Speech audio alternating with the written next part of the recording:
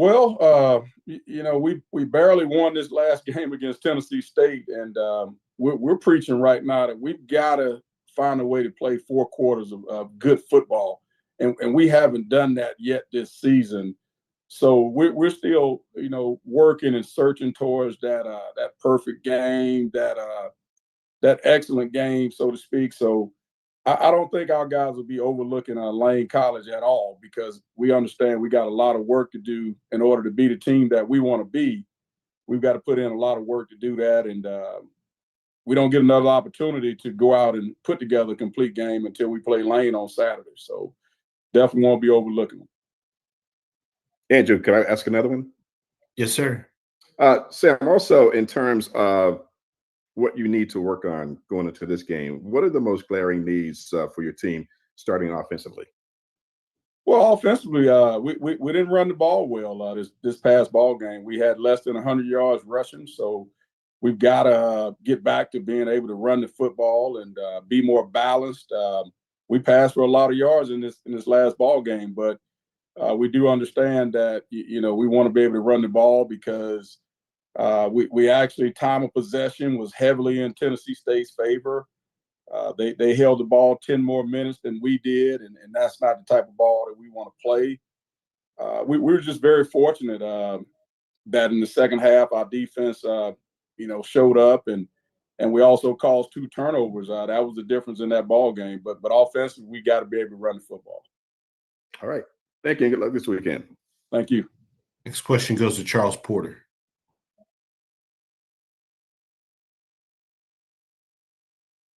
Morning, Coach. How you doing? Doing great. How about you? I'm great. Congratulations on your second win, man. The Bulldogs are really getting it done defensively in the second half. You guys did a tremendous job. How are you keeping that positive energy going, that Bulldog type of football going as you get into this week's game against Lane College? Well, like I said earlier, our guys understand that we were very fortunate to come out of that Tennessee State ball game with a win, and we've got a lot of work to do in so many areas. Obviously, we got to be able to run the football better on offense. Defensively, we've got to be able to stop the run better than we did on Saturday, and then also we're getting too many penalties, too many penalty yards that we're giving up. So we've got a number of things that we've got to work on and improve on, and so our guys, our coaching staff is going to really harp on all those things this week in practice, and we're going to push our guys to go out and play better for 4 quarters and not play maybe 2 quarters of football or 2.5 quarters of football. We've got to play 4 quarters. If we want to be the type of team that we want to be, we've got to be able to play better and limit the penalties that we had. Thanks a lot, Coach. Good luck this week against Lane. Thank you. Next question goes to Perry Daniels. Congratulations, Coach. That was a big victory. Oh, yes. Thank you. Coach, 3rd down conversion rate, 3 of 12 throughout the game.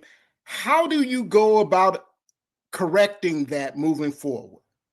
Well, I'm glad you said that. That's something I left out of the last question. Yes, that's an area that we've got to improve on.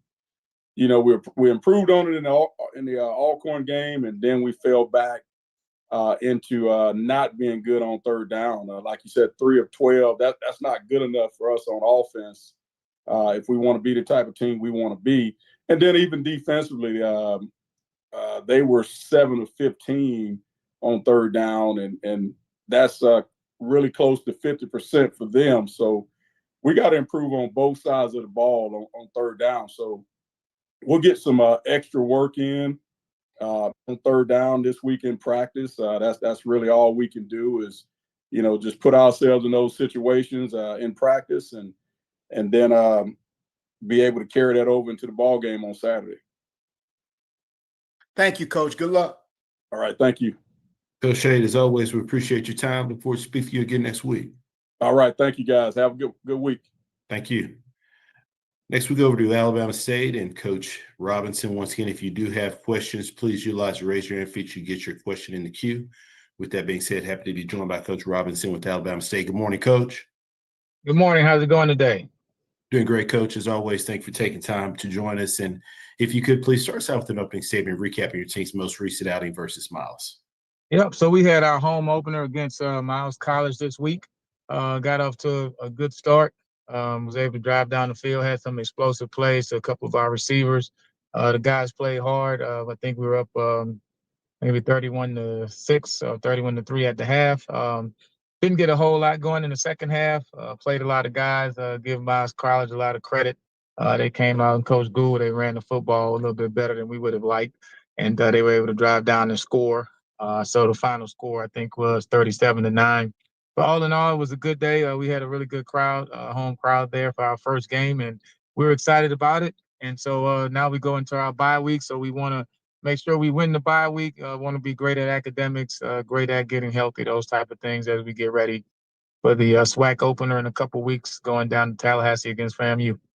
Appreciate those opening comments, Coach. First question goes to Wayne Cartwright.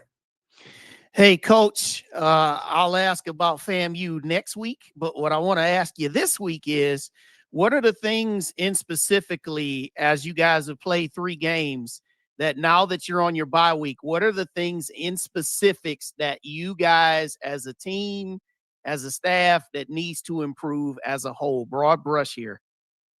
Yeah, the big brush, I think the obvious one is the penalties. We're not bad. I think we're averaging around 7.5 or 7.8 a game, but we want to get that to like 4 or less. Like that's the goal. And a lot of them, I think Coach Barnett, the offensive coordinator, he calls them sins, self-inflicted negatives. So it's the pre-snap penalties, the things that we can control. We had 3 or 4 in this game.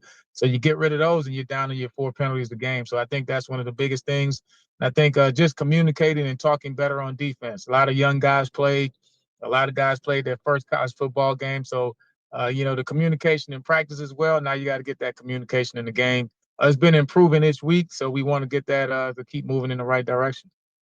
All right, Coach, enjoy the bye week, and we'll talk next week. Thank you. Appreciate it.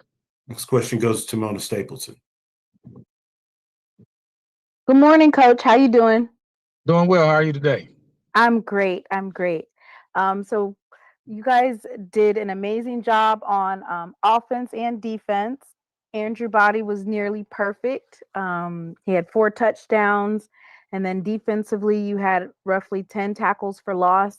This FAMU game is probably one of their biggest matchups, SWAC East.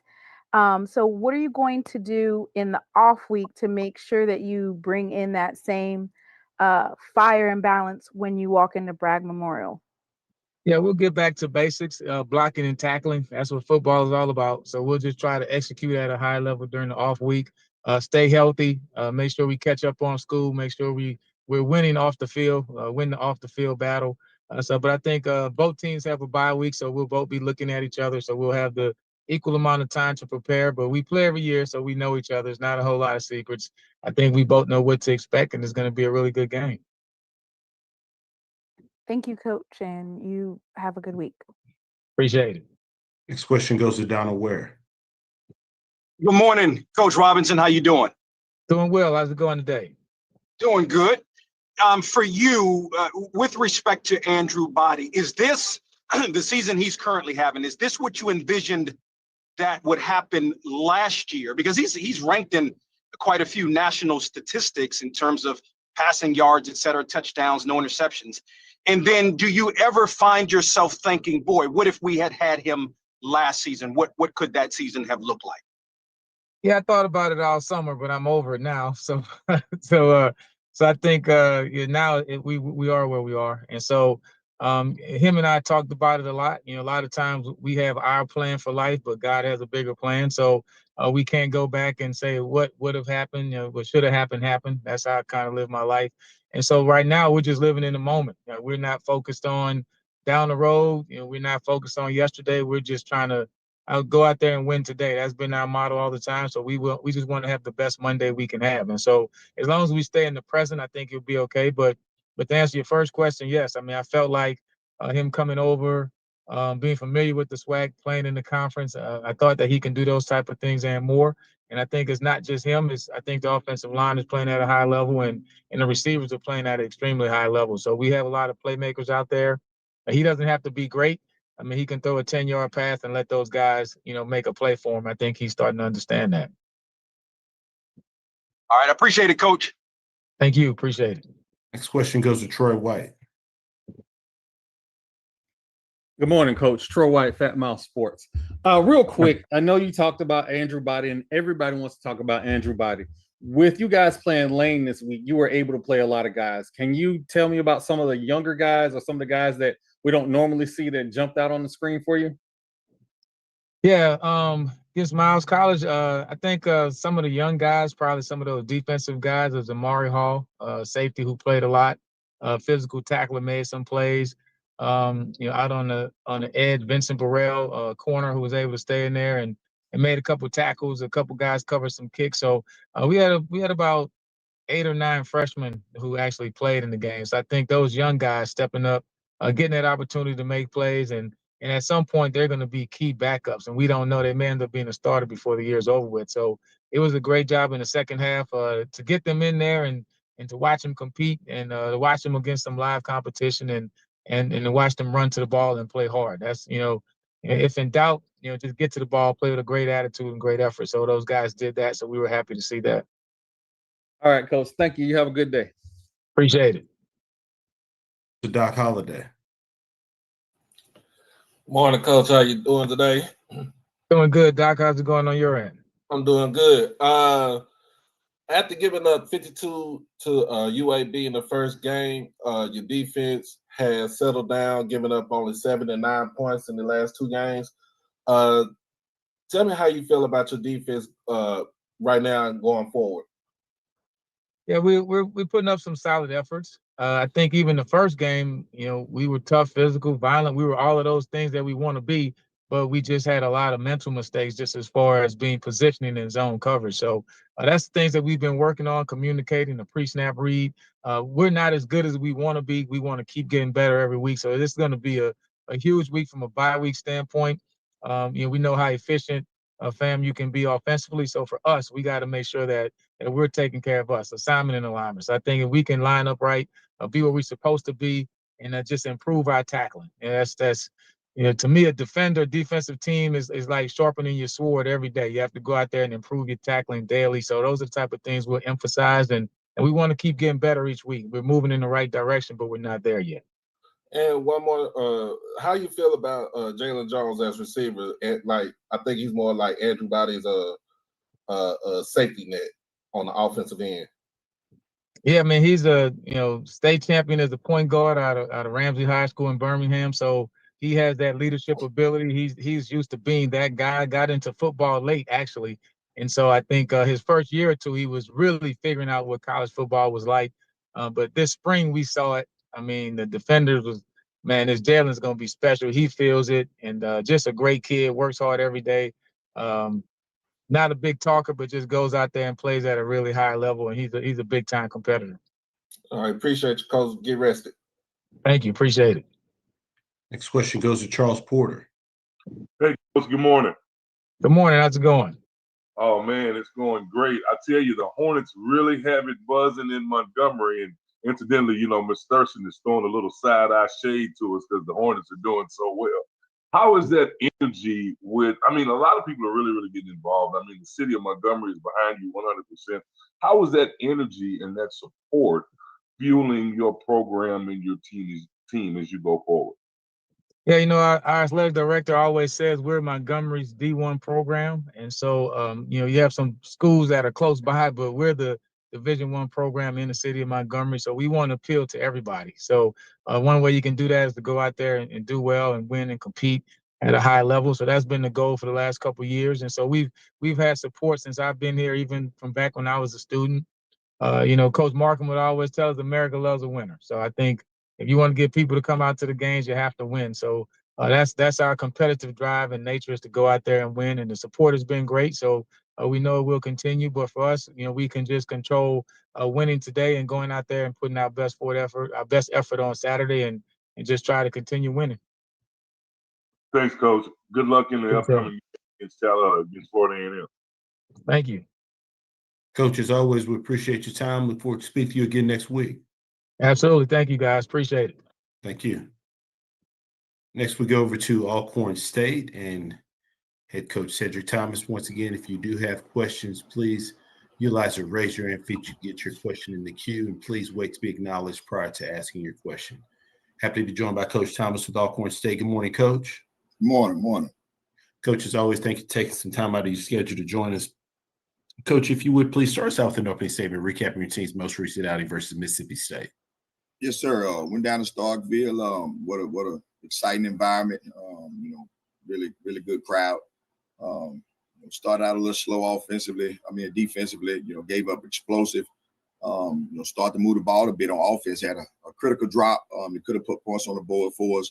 And defensively just couldn't get our bearings enough to just stop them guys. I think they scored maybe on the first 3 possessions. But offense did do a good job of transitioning the football up and down the field. We missed the field goal. And second half things just kind of got away from us. Wanted to play a lot of guys ultimately, but also get out that thing healthy. So just can't say enough about the pride and the fight that those guys had for those 4 quarters. Really good program that we played against, and those guys showed the ultimate sportsmanship on that side. So it was good to get in and get out. Played a lot of guys and also had opportunity to look at some developmental pieces. So going into this off week, we'll get even healthier and clean up some of the kinks as we go on this 7-game playoff. Appreciate those opening comments, Coach. First question goes to Wayne Cartwright. Hey, Coach, I know you talked a little bit here just in your opening statement about the bye week and working out some kinks and things of that nature. But sitting at 0-3, and obviously this is not what you guys planned. I mean, nobody really plans to be 0-3. But what are the specific things that you guys need to get cleaned up as you get ready for that next game in Memphis? Turnovers. Offensively, we got to maintain the possessions. We put defense in some bad situations. Fumble on a 9-yard gain by the running back Tyler Citizen. Had a bubble screen on the edge. Damon Jones, let the ball go. And defensively, just the explosive. We got to communicate a whole lot better. And just do what we asked to do. Just from a preparation standpoint. And so if we clean those things up, we'll be right where we want to be as a really good football team. The record is who we are.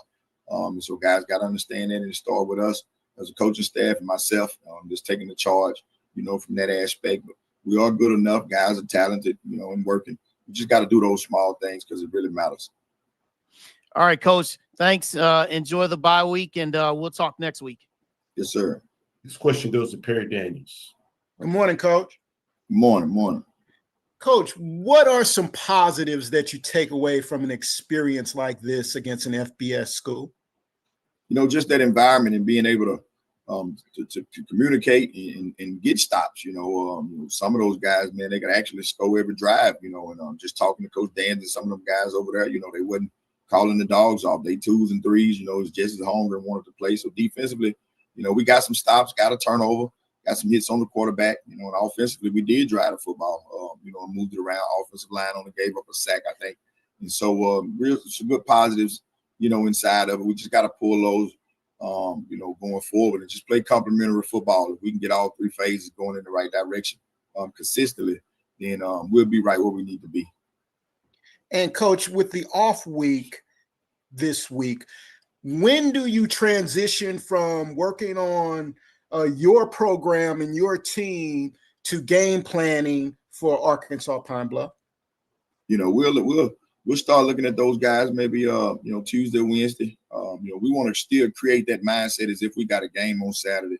So we'll still come in and do the things that we're supposed to do from a game planning standpoint, from a coach's aspect, and we'll bring the guys in. And then Tuesday, we'll go out and we'll start looking at their kicking game and some of their top 3 runs and passes. So we'll be prepared, for those guys. A really good football team. Coach Hampton is doing a really good job. Got to win this Saturday. And so, we can't have we'll spend too much time on us when we got a dangerous team. We got to travel to go play the 4th game on the road also. Thank you, Coach. Good luck. Appreciate it. This question goes to Doc Holliday. Coach Thomas, how you doing today? Oh, I'm blessed. About yourself? I'm doing good. So going into this off week, is there any chance, are you going to be doing any type of evaluation as far as for your quarterback spot between Tolbert and your backups? Now, Jalen, Jalen playing well. He playing at a high level. We'll do some things for the backups to kind of just have some packages ready. We know it's a long season, so we'll definitely get those guys, some reps. But right now, Jalen commands it. Played well. Some of the hidden yardage, not there from, just some of the drops that he had. But we like him leading us, and he gives us a chance to win every Saturday. All right, appreciate you, Coach. Yes, sir. This question goes to Troy White. Good morning, Coach. I know a lot of times when you play those FBS matchups, it's a little rough to see the development of your younger players. But during this particular game, did you see any of your younger players kind of grow up in the moment? Yeah, we had a running back, that Trey Minor. He carried the football well. It was good to see him, run behind his pass and be violent. Landon Sewell, offensive guard, who just got cleared. He did a really good job, playing in, versus that level of competition. So we had, quite a few guys, that second half that was able to play. And I told the coaches, before we left, everybody that's on that bus, they're gonna see what it feels like, and that's what happened. Every guy, that we traveled played, and so that's the development piece we want going down the stretch. And so we'll just compound that, with practice tomorrow, and as we get ready for them goal lines. All right, thank you, Coach. You have a good one. You too. Currently taking questions for Coach Thomas with Alcorn State. Final questions? Coach, we sincerely appreciate your time. Look forward to speaking to you again next week. Thank you, sir. Yes, sir. Thank you. A few minutes ahead of schedule for Coach Woody. Will have his availability a little bit closer to 10:35. We'll pause momentarily. Thank you for your patience.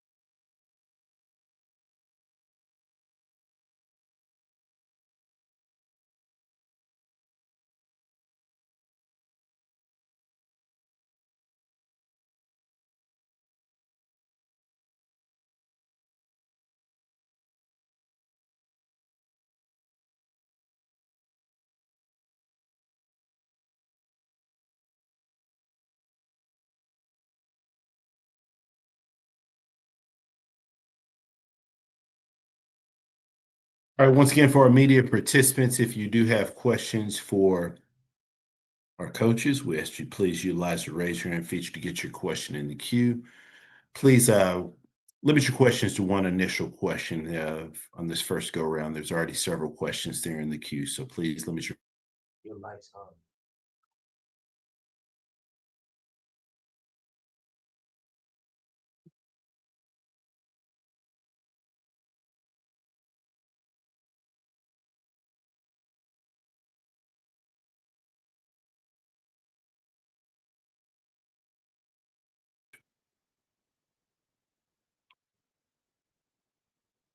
Good morning, Coach. Good morning.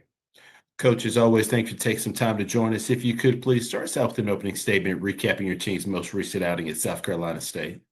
We started out slow the first quarter. South Carolina State received the ball. They went 14 play drive, finished with a rushing touchdown. We got the ball back and went 3 and out, and then we were able to gain the first down on 2nd and 10. However, it got called back for an ineligible man down field. We were unable to make up the yards, forcing us to punt. It kind of got away from us. We had an interception by Timmy McClain and a fumble, and then we made a switch. And, I'm proud of the guys. They fought back, but playing a good team like that, you can't get in the hole. But we ended up, finishing up with points, and we just got to do a better job of stopping. Appreciate those opening comments, Coach. First question goes to Troy White. Hey, Coach. Woody, Troy White from Fat Mouth Sports. Tough game this weekend, but you have what we would probably describe as a unlikely heavyweight bout with Edward Waters. If you ask, when the season was coming in, we didn't think Edward Waters would be this good, and they've shown to be kind of scrappy for a D2 squad. What are some of the keys you guys would need to handle business this weekend? Well, the bottom line is being able to run the ball, taking care of the ball and running it, then, stopping the run. And then obviously doing well on special teams and just, playing attention to detail and being able to improve on our techniques and fundamentals. All right, Coach. Thank you. You have a good one. You too. Next question goes to Wayne Cartwright. Coach, so obviously you guys had a 28-point fourth quarter, and Cam Ransom with 300 yards passing, 4 touchdowns, and 2 touchdowns on the ground. Is it safe to assume that he's now separated himself completely from Tim McClain to be your starter moving forward now? He will be quarterback 1 going into the game. All right, Coach. Next question goes to Perry Daniels. Good morning, Coach. Good morning. Coach, I've got to follow up on that question. I asked you about your quarterback situation last week. You told me firmly that Timmy was the quarterback. What has changed in Cam's decision-making or any other factors that now have him as QB1? Well, you see the performance he came in and distributed, and at the end of the day, these guys, they come to work and go to work, and we don't let them, just be comfortable in, what they're doing from day to day. They have to show up and I'm proud of Cam. I mean, he's been patient. He understands that, hey, he had to step up his game and he did so, so he deserves to be, that guy. Even if it was Timmy, I would say the same thing about him. But, I'm proud of Cam for putting the performance that he distributed this past weekend. Thank you for your honesty there, Coach. Appreciate that. Good luck next week. Thank you. Next question goes to Doc Holliday. Good morning, Coach Woody. How you doing today? Good morning, Doc. All right. This is one of your better offensive games that you had this season. But what are the things you want to try to improve as far as on 3rd down efficiency, going 3 for 10 on Saturday? Well, we just got to be able to make, the easy reads and doing the things that, we're coaching them to do. And obviously, it's all about coaching, and we got to put them in positions constantly, in practice. We work 3rd down in those type of situations at least twice a week. Obviously, we're going to have to do a little more, but I think now clearly going into this game, we know who's the starter, and obviously, he's improving from day to day, and we just got to put him in those situations, and hopefully, it will be a better percentage on 3rd down.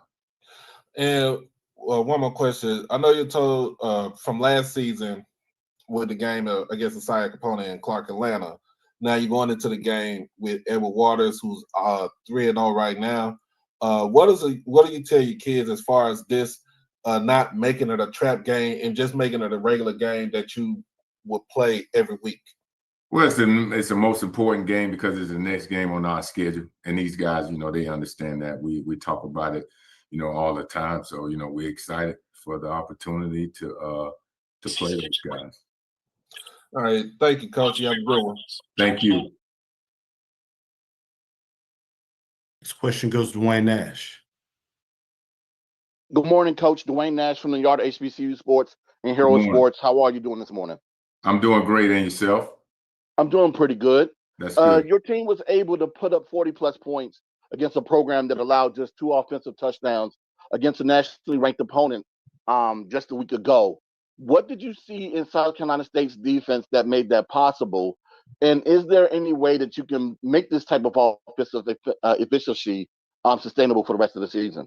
Well, our guys, basically, with what we do on offense, it's not difficult. I mean, obviously, our guys was attention to detail on the things that they saw in the situations that they put us in, as far as on defense. We attacked it, the weaknesses of what they put out there. But those guys have played good, sound, fundamental ball. I think our guys started to click on all cylinders as far as with Cam coming in, being the new guy. We made it real simple for him, and he did the things that we asked him to do to execute.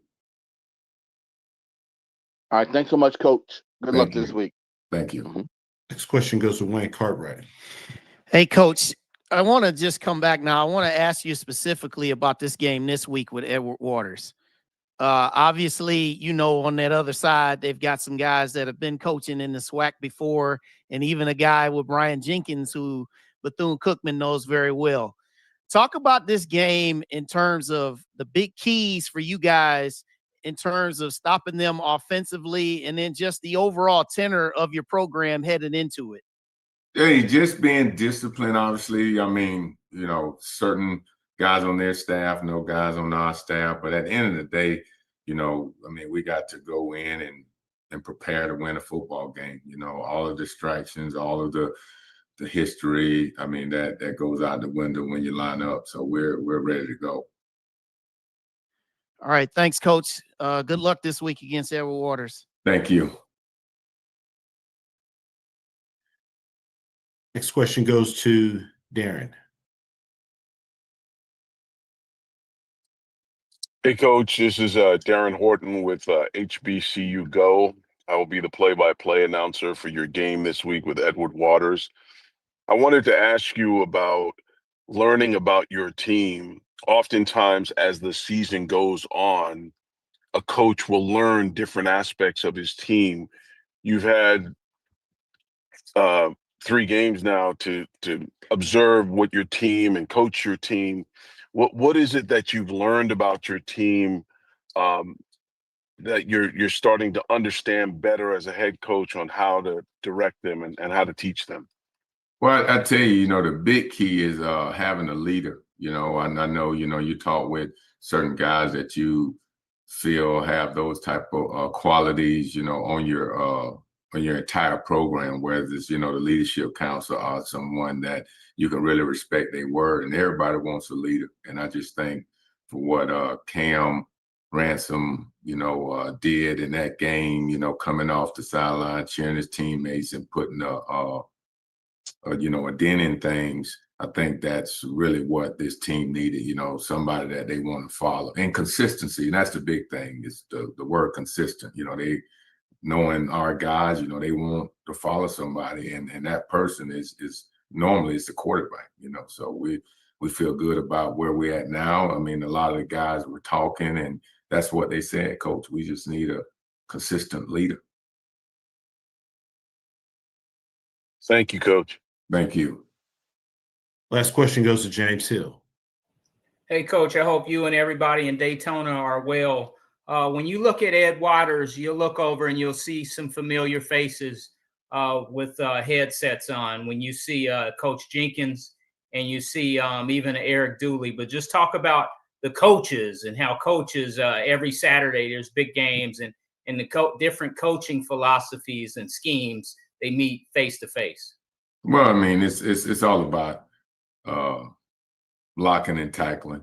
Obviously knowing those guys, they got a good coaching staff. Coach Jenkins assembled together, and you know, they know us, and obviously a lot of respect goes on their side of the ball. Then obviously, you know, when we meet up, you know, it's just, like I say, it's all about that, you know, who's going to execute on a consistent basis. Thank you, Coach. Have a blessed week. Thank you. You too. Coach, appreciate your time. Look forward to speaking to you again next week. Thank you. Yes, sir. Thank you.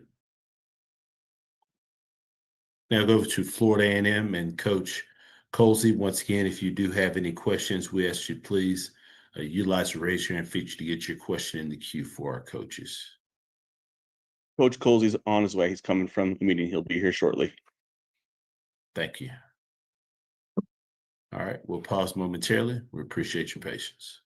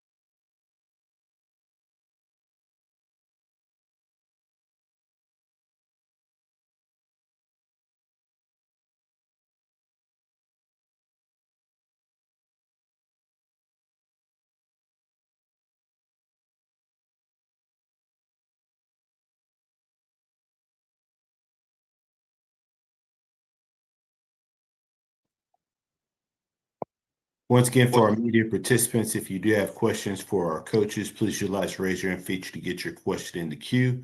With that being said, happy to be joined by Coach Colsey with Florida A&M. Good morning, Coach. Hey, good morning, everyone. How you doing? Doing great, Coach. And as always, thank you for taking time out of your schedule to join us. Coach, if you could please start us out with an opening statement, recapping your team's most recent outing versus Albany State. First and foremost, sorry for the delay. Just finishing up a staff meeting that I'll quickly get back to after we get done with this. But obviously, extremely happy about getting a win against very, very good team. But getting headed to the bye, try to get ourselves a heck of a lot more healthier, and just get ourselves going in the right direction. Continue to get ourselves going in the right direction. Appreciate those opening comments, Coach. First question goes to Wayne Cartwright. Hey, Coach Colsey, congrats on the win. I just wanted to ask here, you guys had a little bit of a slow start there in the first half, and then you came alive in that second half, starting with that 71-yarder to Wiltshire. What changed from first half to second half offensively where you guys were able to open it up, and then headed into the bye week with this offense now? Where do you guys think this performance will carry you now? Well, it's always a plus, right? Well, I'll start with your first question. I think we obviously won with two quarterbacks, in the first half, giving RJ the first two series, and then Jet finished off that first half, and then coming into halftime, just talking about it's just establishing, just kind of imposing our will on the offensive side, right? And we knew offensive line wise and wide receiver wise that we probably were a little bit more talented. But just getting the opportunity to put the ball in the paint, that can only continue to give an offense confidence, right? So, it was a great RPO play. RJ hit, Kenari Wiltshire, and Kenari Wiltshire is one of the fastest guys we have on our football team. And once we get him going, we felt once he caught it, he was going to be able to score. So, again, great job our offensive staff. Continue to work and continue to, coach these two quarterbacks and continue to try to maneuver how well our offensive line can play. And then obviously we had quite a few guys that did not play on the offensive side, as we gave a couple of guys, some the weekend off or to give them the night off just to get healthy. But continue to play hard, continue to instill confidence. And every time you put the ball in the end zone, the offense continues to get confidence. All right, Coach. Congrats on the win again, and we'll talk next week. Several questions. Hey, appreciate you guys. Thank you. Several questions already in the queue, so please limit your questions to one initial question. Next question goes to Perry Daniels. Congratulations, Coach. Hey, appreciate you guys. Thank you. Coach, you've been clear that you wanted to be a running football team. However, this weekend, you all produced a lot of yards with the passing game. Is that the way forward for FAMU for the rest of the season? Well, you know, I can't tell y'all everything, right? I mean, I can't tell you the truth all the time, right? I mean, with Coach Burr's offensive coordinator, we're still trying to learn our team. You know, what's going to work and what's it going to look like. You know, I think that, you know, when I say I want to be a running team, I mean, yeah, I mean, I think everybody, right, in the country, you know, you want to run the football effectively and you want to stop the run. I mean, that's the mantra that you have to go with to try to win a national championship. But, you know, you know, we're going to take what the defense allows us to do.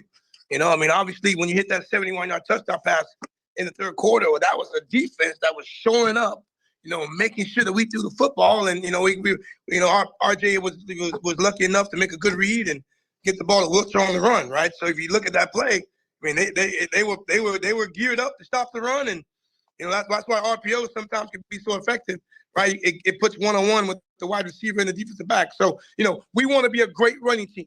I don't necessarily think we want to be a run-first team, but we want to be a great running team because that allows us to do something in the pass game, right? That puts our wide receivers on some one-on-one matchups. Excellent clarification, Coach. Thank you for that. I appreciate you. Next question goes to James Hill. Hey, Coach, I hope you and everybody in Tally are well. Mr. Franklin, he was able to score twice. Talk about the running game, as you know how important that is to any football team and definitely FAMU. Well, I mean, you know, in my opinion, that's one of the best in the conference, right? And that's something that we've been missing, you know, the first couple of weeks, right? That's something we've been missing the first couple of weeks, and it's always good to get him going. And you know, he was a little bit banged up kind of after the Howard game, so we were just slowly but surely getting him ready. And you know, he'll tell you he was probably at about 75 to 80%. We'll use this bye week to you know, to continue to get him healthy and, you know, and obviously get ready for a tough 9-week stretch of where we just, you know, where we go 9 straight weeks. So we're gonna need him throughout the year, but you know, just it's gonna be very, very important for us to get him going next week because, you know, Alabama State's not going to just let us throw the ball around the yard. We're going to have to be able to run the football. Thank you, Coach. Have a good one. Thank you. Next question goes to Troy White. Hey, Coach Cozy, Troy White, Fat Mouth Sports. Great atmosphere this weekend in Tallahassee. Enjoyed feeling like I was 19 again. But down to business, we talk a lot about the offense, and at SWAC Media Day, you said you wanted to be a balanced offense. As we look at this offense, you have two heads of the snake.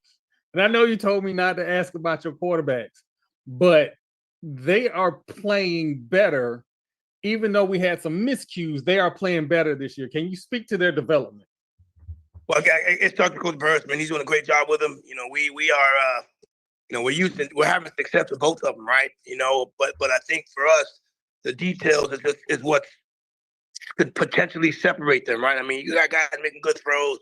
You know, we got guys making great catches. You know what I mean? You know, there's been a few drops as well that I think that have definitely hurt our offensive production. But I think the biggest thing for us is just continuing to have these guys develop. You know, it's a long season, and just being able to make sure both of these guys are going in the right direction for our offense, right? I mean, you know, you talk about our offensive line. We know we got a great group of guys. Our running back core, you got a great group of guys. You know, our receivers, obviously, you know, we need to continue to get better because we got a very, very talented group right there, but just need them to finish on a couple throws. So just continuing to work it day by day. You know, we have our bye week, and RJ and Jet and RJ are both going to work extremely hard to be the signal caller. It just all depends on who is making the proper, you know, improvements as we get closer to Alabama State next week. All right. Thank you, Coach. You have a good one. Appreciate you. Question goes to Doc Holliday. Coach Cozy, how you doing this morning? Amazing. How are you? I'm doing good. What do you tell your team as far as making the adjustments in the second half and try not to repeat having a slow start in the first half against Alabama State coming up in 2 weeks?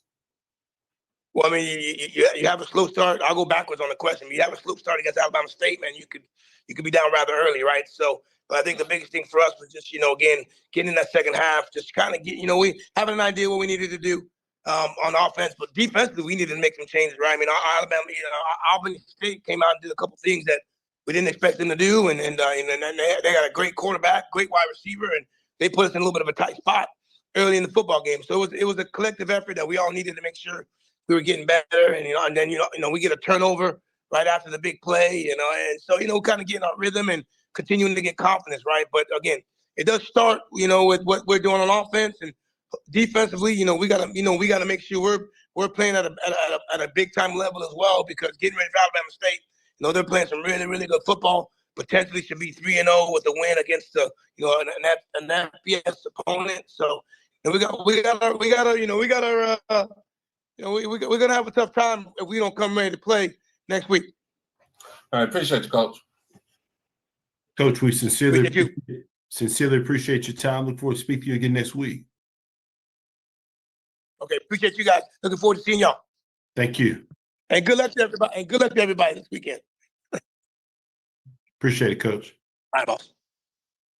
All right, next we go over to Grambling State. And Coach Joseph, once again, if you do have questions, please utilize the raise your hand feature to get your question in the queue. All right, we're going to work to get connected with Coach Joseph. We appreciate your patience.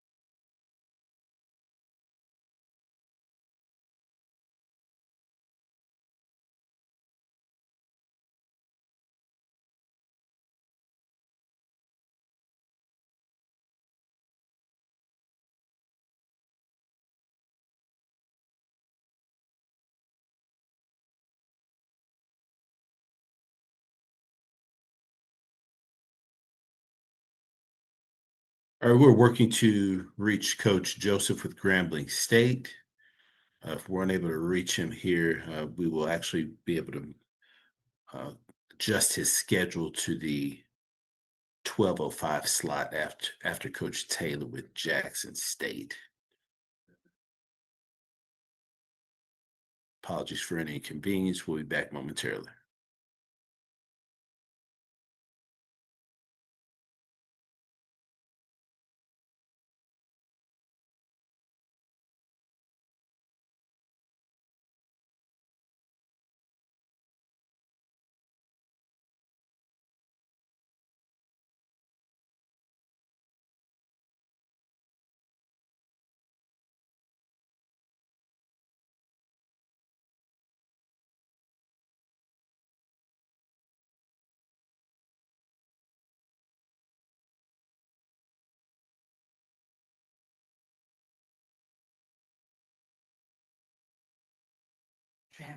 We'll be back here shortly. We'll actually be joined by Coach Hampton at 11:05. He'll be our next coach. We appreciate your patience.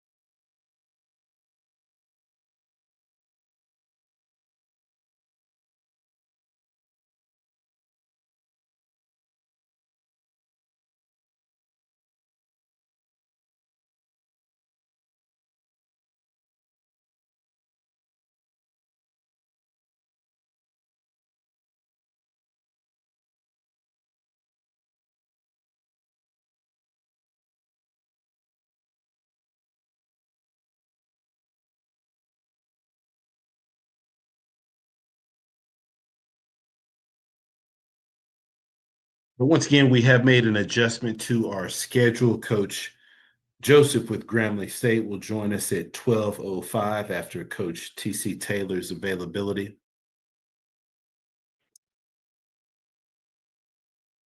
Next up, we'll be joined by Coach Hampton with Arkansas Pine Bluff. Once again, if you do have any questions, we ask you please utilize the raise your hand feature to get your question in the queue. With that being said, happy to be joined by Coach Hampton with UAPB. Good morning, Coach. Good morning. Coach, as always, thank you for taking time out of your schedule to join us. If you could, please start us out with an opening statement recapping your team's most recent outing versus Lincoln. Yes, played Lincoln on Saturday. It was good to come out with a win. We did a lot of good things on offense, defense, special teams, but got a lot of things we need to get cleaned up over the bye week. And it was just good to get a win on the board. And so now kids can kind of, obviously don't have to worry about that one.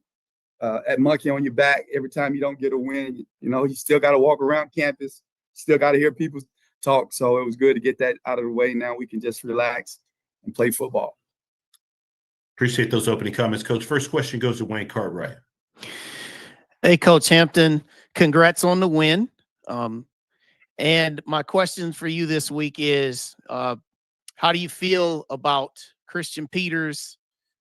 He threw 3 interceptions in the game against Lincoln, and then also the development and the contributions that Jalen Jennings had with 226 and 4 touchdowns. Yeah, obviously, Christian Peters, man, played really well against Texas Tech, played really well against UCA. in the first 2 drives. He took us down the field, we scored. And then obviously, he got hit on the play, he threw the ball up, probably just should have took the sack, and their guy made a great play. And then on another one, wasn't even his fault. So obviously quarterback gets all the praise, gets all the blame. And, going into it, and then on the other interception, the DB made a great play. Excellent play. So we were going to play both quarterbacks this game anyway. Christian Peters is still our starter. No big deal. The young man is grad transfer, smart kid, D2 All-American. He's got ice in his veins. And so that's really no big deal there. And DJ came in, did a good job. DJ is a really good football player. They battled all throughout, and we feel we got 2 quarterbacks. So if we feel at that moment that we need to change, then that's what we'll do. But obviously Christian Peters, he'll be the starter when we play Alcorn. And then Jalen Jennings, man, he's a tough kid. In between the tackles, he can run outside. He's physical. And, obviously it was his opportunity and he took advantage of it. So happy for him. And then, obviously we'll get BJ back. Hadn't played all year. It was preseason, all SWAC. And then, so it's good. I think we're finally getting healthy, over the next 2 weeks. Hopefully we'll have everybody that we need to be ready to compete in Memphis. All right, Coach. Thanks. And we'll talk next week ahead of your game in Memphis. All right. Appreciate it. Next question goes to Doc Holliday. Coach Hampton, how you doing this morning? Hey, doing good. How you doing? I'm doing good. Congratulations on your first victory this year. I appreciate it. Hopefully many more will come. Going into this bye week and getting ready for the Southern Heritage Classic coming up, what are some things that you want to try to improve as far as on third down efficiency and on penalties? Yeah, obviously, man, we've been pretty good in penalties to the last game. We just did a lot of things that were not good, not a good football team. We're responding to things that really have anything to do with you. You got guys, they were doing some stuff that wasn't even football. And like our one kid that got ejected, our offensive lineman, he was defending a teammate and he actually got swung on. He pushed the guy back and the referee threw him out. And so that's unfortunate, but we got to keep our cool. And we have a teach the game segment, and we talk about how you should respond in situations like that when that happens. So obviously we got to go back and teach it again because we didn't learn that lesson. And then just being more cleaner. Obviously when you got the coach to player communication, sometimes, our signal guys, we got to make sure that the quarterback is seeing that, coach is communicating it. And so we just can clean up a lot of things, man. And, obviously we played 3 games and we got to get better from that aspect of it. But in the bye week, man, we got a lot of things we need to clean up. Offense, defense, special teams, just like everybody else. And we're excited to be able to start that process. All right. Appreciate you, Coach. No problem. Next question. Oh, you asked about third down, didn't you? I did ask about third down. My bad. No, you good, brother. I didn't forget you because I'm looking at it, man. We were actually 50% this week. I think we were like maybe 50 or 47% last week. We've done a better job. We did a teach the game on third down. And I think the top 3 teams in the conference that were leading in that category had winning records. So you're right. Third down does matter. And so we've done a better job. In this game, we were 6 of 12. And on fourth down, we were 3 of 3. Third down defense, we held them 1 of 10 and 1 of 10. So we're doing the things that matter. Now we just need to be able to do them when we get ready to get to conference play. All right. Appreciate you, Coach. No problem, buddy. I didn't forget you. Next question goes to Troy White.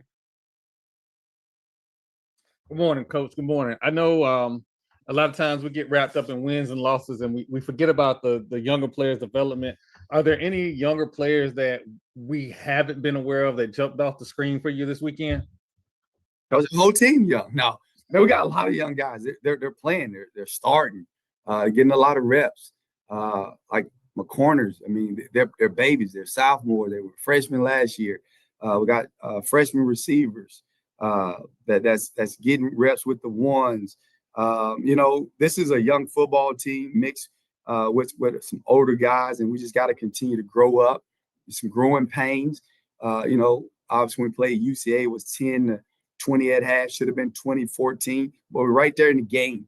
And we just got to learn how to trust each other, trust our coaching, trust ourselves, and we'll be able to make those plays. But again, we had a punt return that got called back. That was a true freshman, Ellis Pop Stewart. This kid is special. He can flat out run. So he has a bright future ahead. And then obviously, in my opinion, one of our top players, a couple guys didn't play on defense this week. They were kind of banged up, and hopefully we'll get them back in a couple weeks. So it's a young football team, but nobody cares if you're young, right? You got to go out and play the game, and those guys get a lot of reps this week, and we'll continue to bring them along because we're going to need them. All right. Thank you, Coach. You have a good one. You too, sir. Next question goes to James Hill. Hey, Coach, I hope you and everybody in Pine Bluff are well. Congratulations on that victory, 34-8 over Lincoln. What are you seeing defensively that you would like to take care of, if you will, or clean up between now and the Southern Heritage Classic versus Alcorn? Yeah, man, Alcorn is a physical football team, and we got to be able to match their intensity. Like I said, man, Coach Thomas does a great job. His guys going to fly around on defense. They're going to be gritty, nasty on offense. They want to go downhill. They got two good running backs. And like I said, most people in our conference don't have some of the stuff that they got. When I'm talking about, they got a good old line. They got two really talented tailbacks. They got receivers. And on defense, man, they chase the ball. So we got to be able to match that intensity. I've been knowing Coach for a while, man. We two DB guys, but we kind of grimy, man. And so we're going to have to match them. Our kids going to have to step up to the plate, got to put the mouthpiece in, put your big boy shoulder pads on, helmet on, and we got to be ready to go. And it's no other way you like to start off conference play with a really good opponent. And last year we jumped out on them 14-0. They came back, and we were tied in the fourth quarter, and they were able to get it in the end. And, so our guys, we know what we got facing us, but, we're excited about the opportunity as well. Good luck, Coach. Appreciate it. This question goes to Tanner Spearman. Good morning, Coach. Just wanted to take the bye week as a chance to kind of look back on the first three games. And what have you seen so far out of this team that has impressed you? And what have you seen that you most need to work on these next 2 weeks before Alcorn? Well, I mean, obviously things you need to work on, need to clean up some things in the special team area. Like, we've been pretty good. It's just, one guy here having a lapse of judgment, right? We give you all the different looks that a team may show you, and you got to be prepared for that moment when you get the opportunity. Then on offense, man, we got to continue to get first downs and move the ball, be able to run the football. Got to be able to manage third and long situations. We've done a really good job this week. Then on third and shorts, man, you got to be able to get those. We're an aggressive football team by nature. And I told Coach he can get me to like 4th and 2 or 3. I'm probably going to give him an opportunity because I trust my OC. And on defense, man, we got to be able to bite the football. A lot of people, when I say bite the football, you can't be afraid to stick your face on that football. And, we need to be able to see 8-9 guys in the picture on the ball carrier when they're running the ball or catching the football. And those are the things that we need to get cleaned up. You got to have a love for your teammate, just not want to disappoint your brother. We always talk about many members, but one body. And so we need our body to get closer together, be in sync, play complementary football. And those are things we'll continue to work on as we move forward, into conference play. But we got 2 weeks to get a lot of things cleaned up. It's a good part of the year. You don't got too many injuries, and hopefully everybody will be back ready to go. I'm excited to be able to get BJ back out there, to be able to he practiced a little last week, and this week it'll ramp him up. And then by the Southern Heritage Classic, he'll be ready to rumble. Thank you, Coach. Coach, as always, appreciate your time. Look forward to speaking to you again next week. I appreciate it. Yes, sir. Thank you. All right, next we go over to Mississippi Valley State. Coach Buckley, once again, if you do have questions, please utilize the raise your hand feature to get your question in the queue. With that being said, happy to be joined by Coach Buckley with Mississippi Valley State. Good morning, Coach. Good morning. How you doing? Doing great, Coach. And as always, we Appreciate you taking some time out of your schedule to join us. Coach, if you could please start us out with an opening statement, recapping your team's most recent outing versus Southeastern Louisiana. Yeah, it was another one of those things that going to an opponent that has everything that you would like to have. They controlled the offensive line. The offensive line controlled the line of scrimmage, defensive line. We turned the ball over from the start, just like the previous game. Dug ourselves a hole. You're talking about their average field position was something like the 38 on all sides of the field, the first 4 possessions, the first quarter. So it was 28-3 before you can blink. And that was all phases that we gave, offense, defense, special teams. It just seems like we could, the lights, it was almost like the deer in the headlights. So, but one thing we didn't do, we didn't quit. We kept battling. And I saw some energy in the fourth quarter.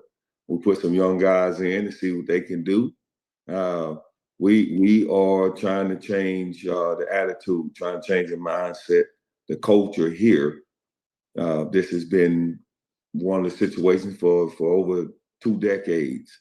It's not easily changed, and we still have some personnel that are on the bus that we have to get off the bus. Some players. So the first 3 games was very, very eye-opening for myself, for the rest of the staff, and the players. That the new era is new for real, and we got a lot of work to do. Appreciate those opening comments, Coach. First question goes to Wayne Cartwright. Coach Buckley, I just want to go right with what you were saying, because what you just were saying was where I was going to go with my question.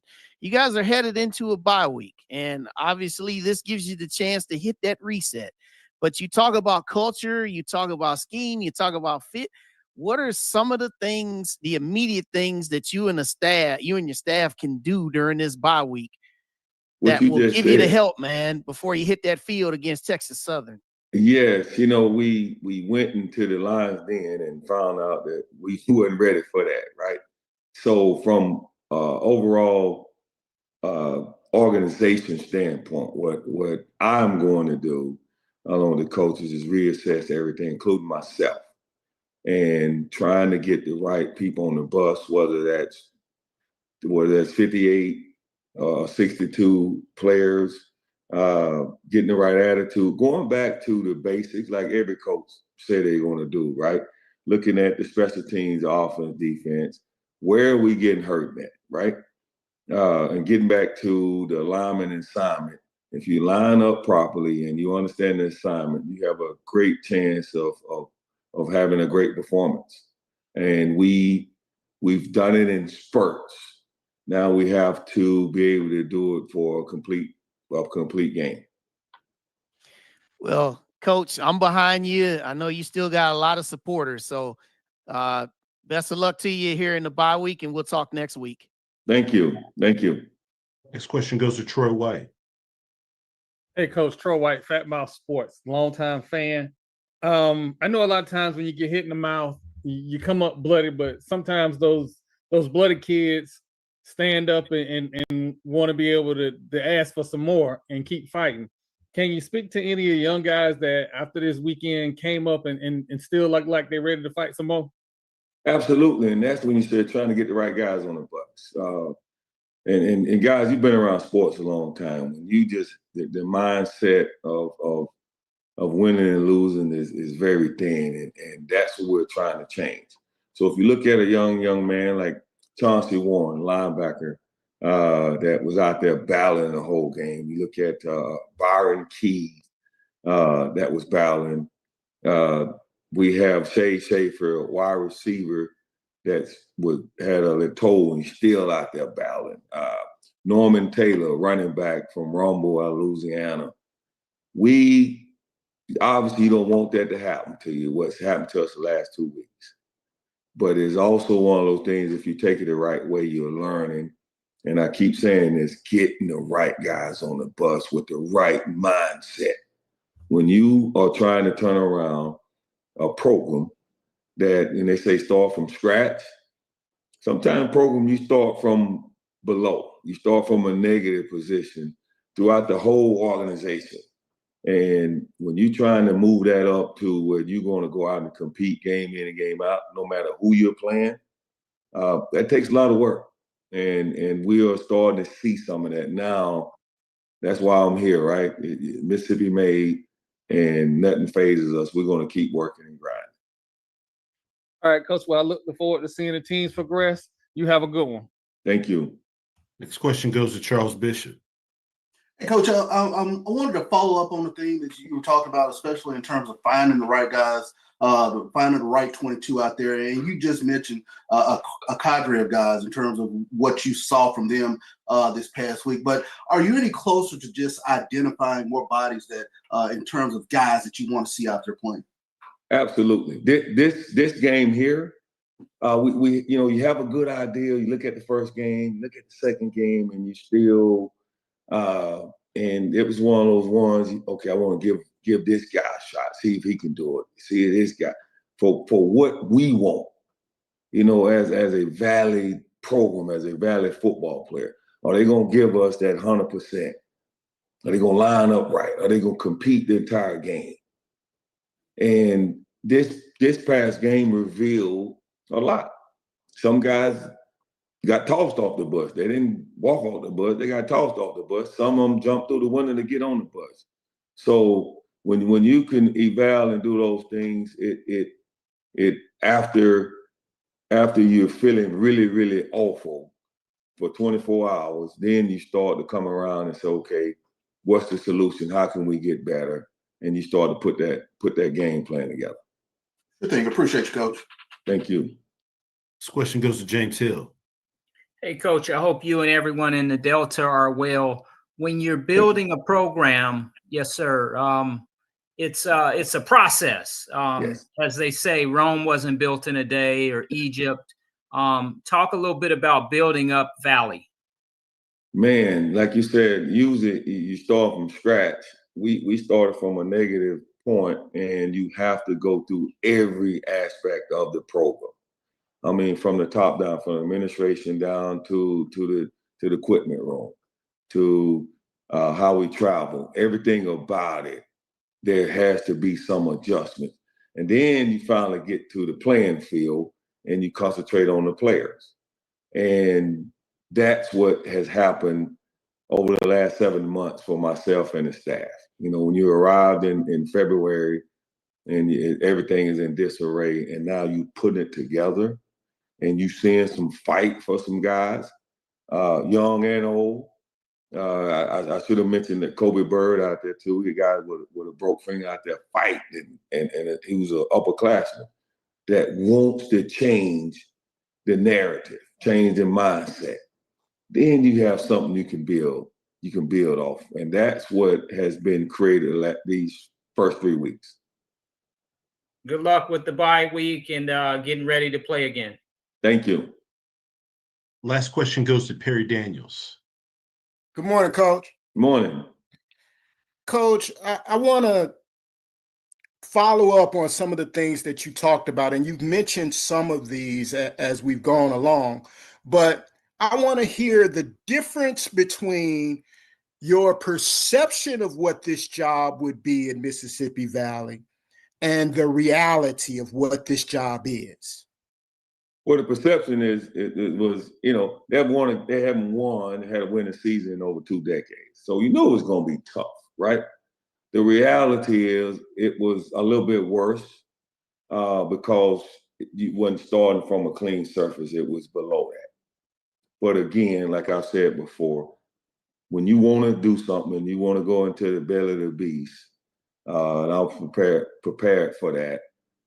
Family and everybody's involved. They knew it was going to be tough.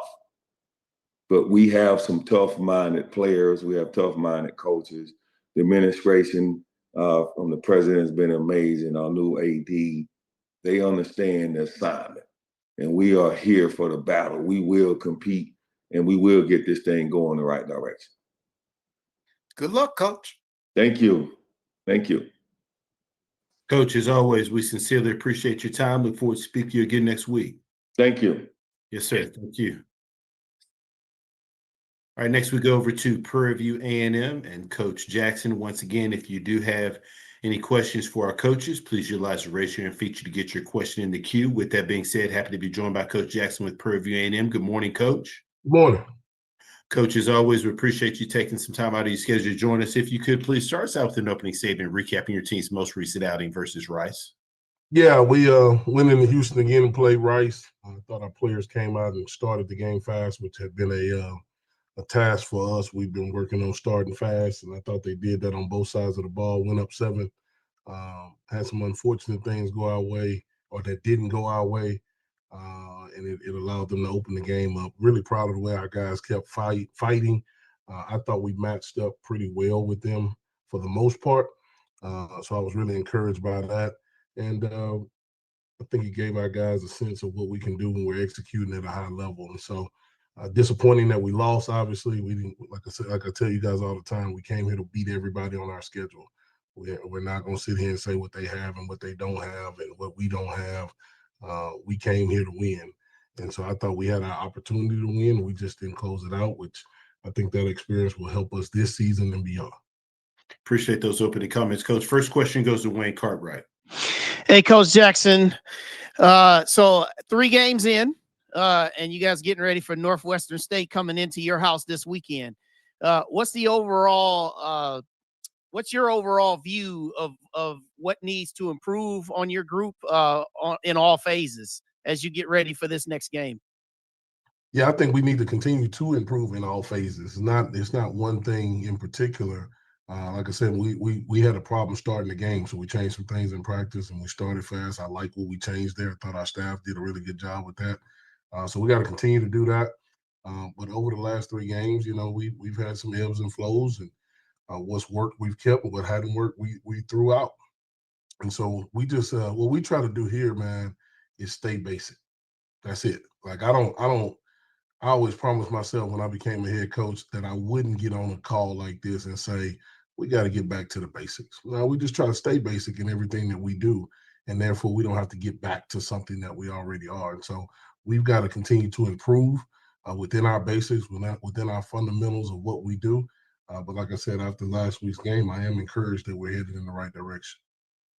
All right, Coach, good luck this week against Northwestern State. Thank you. Next question goes to James Hill. Hey, Coach, I hope you and everybody there are well. Talk a little bit about your team, offense, defense, special teams, the 3 phases. And again, you have a great opportunity every Saturday, and you have one coming up this weekend. Yeah, I really like where our team is right now. I think they understand what we've been preaching since May. They now understand. And sometimes it takes the season to get going for them to understand. We do a lot here, and I know people think that we've been here for a while. We've been here 9 months, but we don't make that as an excuse. We expect to be successful immediately, and I think our guys now understand that. It went from me saying it and coaches saying it to now our guys are saying it. So I think it's filtering down in the right way, and I think our guys want to be successful. I heard Coach earlier talk about getting the right guys on the bus and off the bus and things of that nature. We had to go through that. We had to get the right guys, not on or off the bus, but in the right seats in order for them to be able to help our collective in a major way. And so we got a good opponent in Northwestern State coming in here. They played 2 Power 5 teams back to back. So, you really can't put a lot of stock in that because they were just outmatched. But they opened the season up with a win against somebody in our league. And I know their coach is pretty confident based on what he said. That they're ready to get back to their level, as he calls it, and beat Prairie View A&M. And so I think it'll be a good match here Saturday night at 6 o'clock. Thank you, Coach. Good luck with that program. Thank you. Next question goes to Troy White. Good morning, Coach. Troy White, Fat Mouth Sports. Good morning. So speaking of players in the right seats, a lot of times when you go through a tough matchup with an FBS squad, you get younger players that step up in the fire. Do you have any kids that kind of jumped off the film in that last game that makes you think they have a bright future? Yeah, we don't make it a habit around here about talking about individuals. We keep it about the collective. But I will say, we did play a lot of guys on Saturday night. We played some young guys. people think when you're up, you clear the benches, right? Well, we got a little different philosophy. We play guys throughout the game. So some of our guys that hadn't played very much was playing against their starters, and we matched up just fine. We made a mistake here and there, but we had a lot of guys play against their starters, regardless of what they might say. We had guys that were competing against their ones on their side. And I felt like we matched up just fine. I mean, it was what it was. And we made some critical mistakes, but we were able to play a lot of guys. A lot of guys got the speed of the game experience. The difference is the line play and the speed of the game. And so some of our young guys out of high school and that hadn't played before, they were able to feel that speed and catch up to it and play in it. And so I was encouraged by that, and I think that'll help us moving forward. All right. Thank you, Coach. You have a good one. You too. Next question goes to Doc Holliday. Good morning, Coach. How you doing? Good morning. What do you give your assessment as far as your QB play through the first 3 games of the season? I don't give it necessarily an assessment. I just think we got to continue to improve at that spot. Regardless of who the face is, we've got to be better in some areas when it comes down to playing quarterback. And so we'll continue to look at that and continue to see what we need to do there. But definitely I'm encouraged by some of the play, and there's some things that we need to just simply improve on from a read standpoint, from a fundamental standpoint. And I think those guys are continuing to do that. All right. Appreciate you, Coach. Next question goes to Charles Porter. Hey, Coach Charles Porter, Splendid Media. First of all, congratulations, man, on your efforts this past weekend. We saw a lot of beautiful, bright spots in your game. A lot of the things that you're talking about that you want to establish right now, we're starting to see them come into fruition. How do you take this energy into this home game? I mean, great quarterback play. There's energy out there. Your first series, the defense was flying around, knocking guys around. I mean, there's a lot of energy and a room to improve, but I saw some really, really bright things going into this week. Yeah, Mr. Porter, we appreciate that. And, what we do around here is we're realistic with our guys. Ultimately, there's no participation trophies or no second place. You don't get a for flying around and doing what you're supposed to do, and we don't clap for the mailman. But like you said, we think we can use that to move forward and playing the people that we have left on our schedule. And so it starts this week with like I said, I think it's a good Northwestern State team, regardless of who they played in the last 2 weeks. We've got to get ourselves ready to go. And we got an opportunity to win a home game in September, which is our last home game in September here at Panther Stadium. And so we need to do that. We need to do that for what we came here to do, and for our fans, and mostly for ourselves, so that we can spring ourselves in the conference play in the right manner. Thanks a lot, Coach. Good luck this week. Looking real good. Try to get 2 more questions in quickly. First one goes to Dwayne Nash. Good morning, Coach. Dwayne Nash from the Yard, HBCU Sports and Hero Sports. How are you this morning? Well. All right. Is it hard to evaluate a program like Northwestern State when they face P4 programs in back-to-back weeks? And if it is, do you focus more on that week 1 performance that they had against Alcorn? Yeah, I think you focus. It's not very hard for us because coaches like to do what they like to do out of what they like to do it out of. And so we look at not necessarily what the score was, but the formation tendencies from a defensive perspective, the coverages and blitz packages. A lot of people's philosophy is to go into those games. Some people think those games don't matter. To me, those games matter. Like, I don't care who we play. We're trying to win. But I heard their coach say that those games didn't matter. And so therefore, what it tells me is they went in and they tried some things that they might want to get done for when they get the conference player and even our game. And so you get a chance to get a preview of some things that they want to get good at in a game situation. And so I think it's very helpful for us as an opponent of them to watch them play against those two opponents, because they had nothing to lose. And so therefore they tried everything they wanted to try and get their guys some game reps and some experience. And so we certainly think that we have a great comparison from their first game to the third game and everything in between on what they like to do. And so we're going to try to use that and see how we can defend it and how we can attack it. Thanks so much, Coach. Good luck this week. Thank you. Last question goes to Terrence Harris. Hey, Tremaine, how you doing? Doing good. Hey, quick question. What are you liking that you're seeing from Tevin Carter right now? Yeah, I just like the fact that our quarterbacks are putting the ball where it's supposed to be. And so they're operating the offense in an efficient manner. I think both of them have done that at their times. And so we look forward to seeing who continues to do it at a high level. And so obviously, like I said, we don't talk about individuals a lot, but I think the mechanic of playing quarterback is a big deal. And it's an on and off the field deal. And so we got to make sure the guys are doing it on and off the field. Would you say that he's your starting quarterback right now, or how would you phrase that? I would say you the starter today, and then we'll see if we can get you out of there by Saturday. Put me in, Coach. I ain't coming out. All right, thanks, Coach. Thank you. Coach Jackson, as always, appreciate your time. Look forward to speaking to you again next week. Thank you. Go Panthers. Yes, sir. Thank you.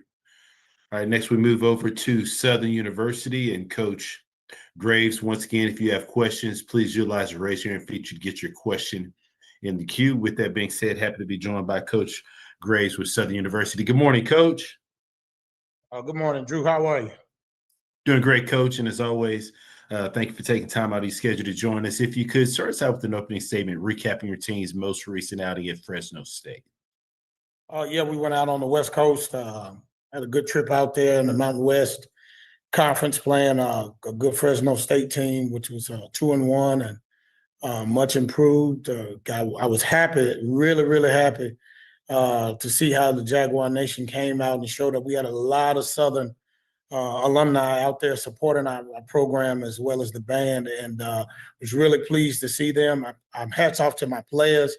Those guys really played hard. They fought the entire game. There were some times where we felt like things weren't going our way evenly, but those guys fought through those things, and we played to the end. We saw some improvement, and that's the thing that we wanted to do. We wanted to go out there and play a clean game. The penalty situation, I go back and watch it. That's for me, that's up until interpretation. But for the most part, again, our guys fought hard. They played well in terms of what we were trying to do and what we were trying to accomplish. And we got a chance to play some younger guys, some other guys, to see what they could do, against a upper level competition. And was glad to see some of those guys get out there and compete. Appreciate those opening comments, Coach. First question goes to Wayne Cartwright. Coach Graves, I know headed into this bye week, I know that you guys are working on all phases of your team. But the question I want to ask you is here about offensively, obviously, with the changes that you made with your offensive coordination. What are the key elements that you guys are going to be working on with that offense as you guys get ready for SWAC play here? We're going to work on everything. We got to continue to work to improve. We're going to do what our guys can do well. We're going to implement, some things that really helps us get moving. I thought we moved the ball well. Moving the ball up and down the field, regardless of what, who we played, had been a problem per se. We just got to find the end zone with touchdowns. We're getting down in the red zone, or the green zone, as the offense calls it. We're getting down there. Now we just have to put the ball in the end zone, whether it's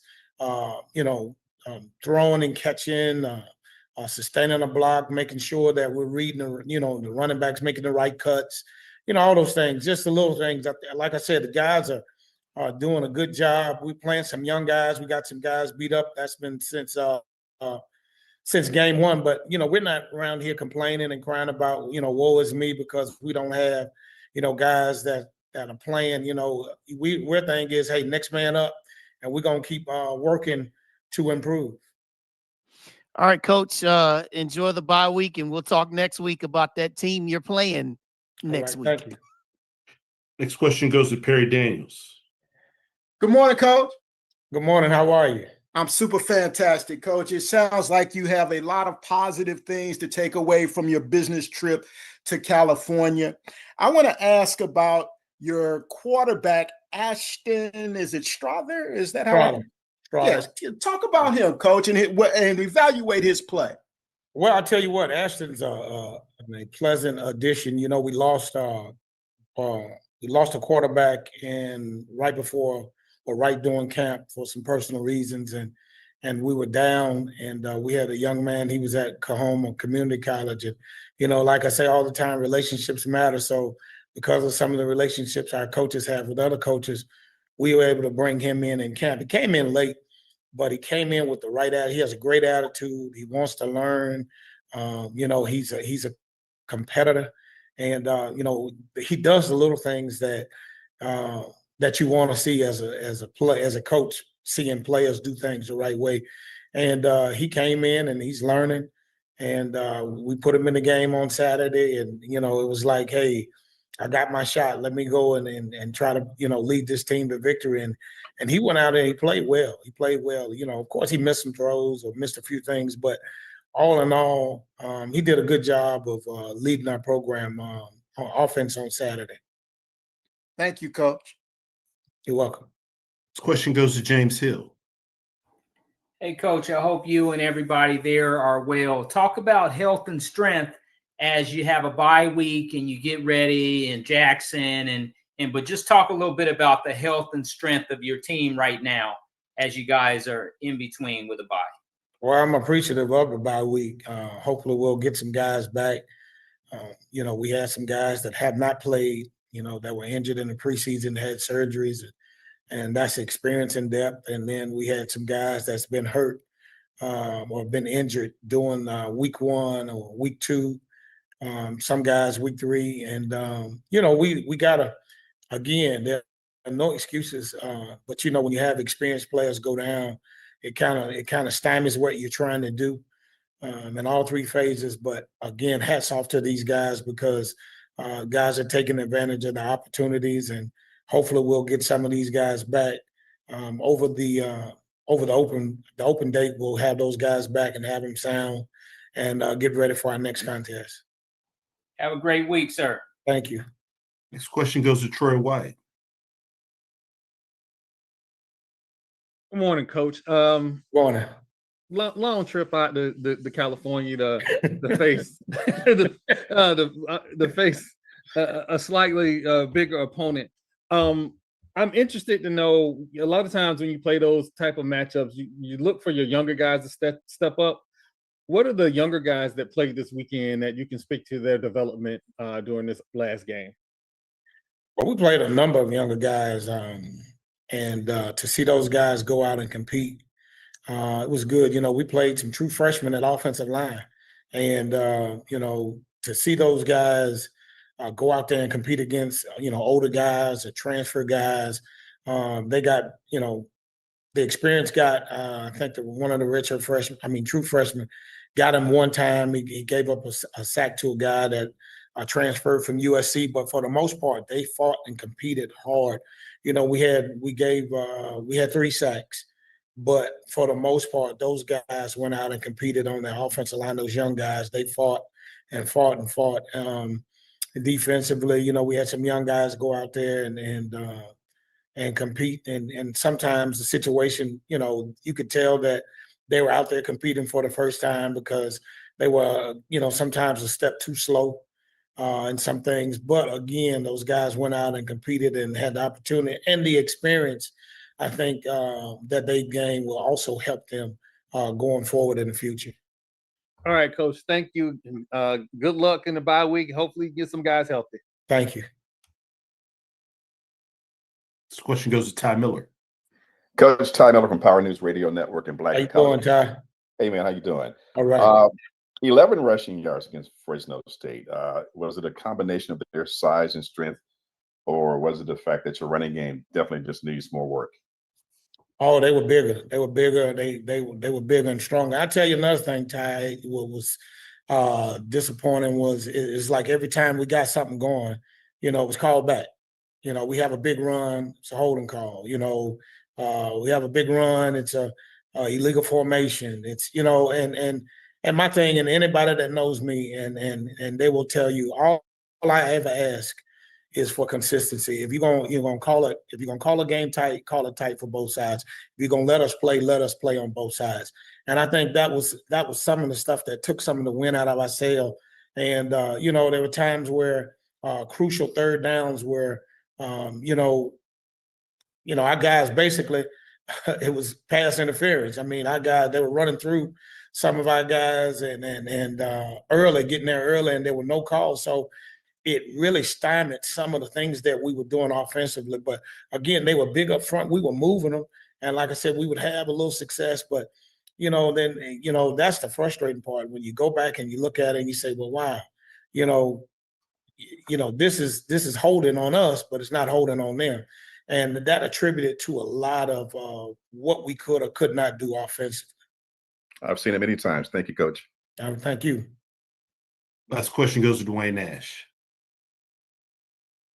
Good morning, Coach. Dwayne Nash from the Yard, HBCU Sports, Hero Sports. How are you? Yeah. Now, Coach, I know this trip to Fresno was a business trip. However, with this being a rare opportunity to go out to California, were you guys able to take in any culture while you were out there? No, we practiced that morning and then we headed over to the airport. And it was a 4-hour flight. And so, you know, we're 2 hours ahead. So, you know, when we got there, you know, we did, business-like stuff. We got off the plane, got on the buses, went to the hotel. We got the guys checked in, and then we stretched them out. We did a stretch and roll out period, because they were on that plane for so long. And, we wanted to get them stretched out and we let them relax a little bit. And then we went into our Friday evening schedule. And then on Saturday, it's game day. We got up, chapel service, breakfast, walkthroughs, off your feet until pregame meal. And then we headed on over to the stadium. So we didn't get a chance. A lot of times, situations like that, you would normally, if you left on a Thursday, then that gives you an opportunity to, to see some of the cultural things or what have you. But since we left that Friday and the length of the flight, we really had to keep it a business-like approach. Just real quick, do you regret that decision? No, not at all. Not at all. The schedule was made well before I became the head coach. So there's nothing, you go out and you play the games. Like I said, I felt like we played at one point, the score was 14-7. I felt like we had good energy, good momentum going. Again, some things happen, and then when you start having, things not go your way, particularly in terms of how it's being called and things of that nature, it kind of slows you down and it kind of stymies you some. So hats off to them. They won the game. They, of course, we knew that we would have to play the perfect game to even have an opportunity to upset them. But our guys went out there with the mindset to win. And so, as well as the coaches. So, again, I'm proud of those guys and the effort that we gave and how we competed and the class that we showed, even when, with a lot of things being said, done, or what have you, the guys really kept their composure and they really played the game the right way. So hats off to them. Great experience for us. And we'll put that behind us and move forward. All right. Thanks so much, Coach. Thank you. Coach, we sincerely appreciate your time. Look forward to speaking to you again next week. All right. Thank you. Go Jags. Thank you. All right. Next, we go over to Texas Southern and Coach Dishman. Once again, if you do have questions, we ask you please utilize the raise your hand feature to get your question in the queue.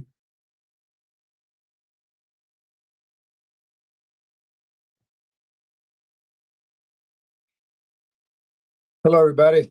Hey, good morning, Coach. Thank you, as always, for taking time out of your schedule to join us. Coach, if you could please start us out just with a brief opening statement, recapping your team's most recent outing versus Lamar. Well, that'd be a very quick opening statement. We didn't play well at all. All three phases was disappointing. I'm glad the bye week is this week where we can get back into teaching the details of stuff. Our coaches always teach the details. We just got to make sure our players hear the details. Appreciate those comments, Coach. First question goes to Wayne Cartwright. Coach Dishman, you had said after the game on Saturday, you said that you didn't sign on for games like this, and you called it a disgusting performance. Headed into the bye week, what specifically needs to change? would you say it's more so just a mindset, or I mean, versus the schematics, or what do you think needs to change for you guys? Well, it's more of, everybody has to bring something to the party. No one get in free. Guys, we want our guys to bring a mindset of a winning mindset. We want our guys to make sure they understand the responsibility of being a Texas Southern player, and also understanding that everyone on our schedule is beatable if we just bring the right mindset. Your mind control your body. We cannot let our body control our mind. All right, Coach. Enjoy the bye week, and we'll talk next week. Sounds good. Next question goes to Doc Holliday. Good morning, Coach Dishman. How you doing today? Doc, and you? I'm doing good. Moving along from the Lamar game, because I know you want to keep that in the past. Going into this bye week, what are the things you want to try to work on as far as defensive wise, and far as third down efficiency on the defensive end? Well, first and foremost, we had a block kick. Block kick, bobble snap. First and foremost, we got to get our special teams together. So going into this bye week, we're going to work on a lot of special team stuff. And we're going to move some people around. Some guys who wasn't playing going to be playing, and the guys who was playing is not going to be playing. Because everyone has a job to do. If you don't do your job, there's no such thing as third and fourth chances in life. All right, appreciate you, Coach. Next question goes to James Hill. Hey, Coach, I hope you and everyone in Houston are well. When you think about your offense as you go into a bye week and then you get Valley, what would you like to put together offensively as you move forward? Well, looking at Valley, they're a very good team defensively. You can tell Buck makes them a very good team of using his attitude on defense. So what we're just trying to do is try to find a weakness on defense. Our offense trying to find their weakness. What is their weakness point? Our special teams have to improve. And defensively, we have to improve defensively. We can't let Lamar did two of the exact same plays, and we never caught it. So either our people in the booth have to improve, which make me improve. I have to improve on the field and be able to catch it. Thank you, Coach. Good luck. Next question goes to Charles Porter. Hey, Coach. Can you hear me? Yes, hey, I Coach. can. Good morning. Good morning. Man, I watched your game, and I saw some good stuff there. I know you were really disappointed at the end of the game, but how do you rechannel that energy and get the guys up? This is going to be an important game against Valley. You got a week to rest. You got a chance to, like you said, move some people around and put them in the proper positions. The people that's been playing, they're going to sit down. And the people that's hungry are going to get out there and play for you. How do you take this bye week and pump up that energy getting ready to go to Mississippi Valley State? Well, it's very easy. One thing I am going to be truthful with our players, and they know I'm very truthful with them. If you played bad, I'm going to tell you. If you played good, I'm going to tell you. There's no love lost. It's my job to get them better. It's my job to get them graduated. So I have to get them better, and I'm going to get them better. And I think going into this week, we will get better. Another quick question, Coach. A year ago, you said you're going to change the philosophy, you're going to change the thought process, you're going to change the fan base. How do you get those guys more energized and coming to the games and supporting what you're trying to do?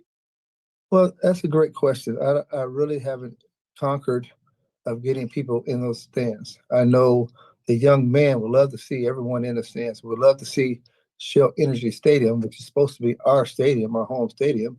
I would love to see it packed. But we have to do our part as a school and as a team. We have to win. It's hard to get people in the stands when you're losing.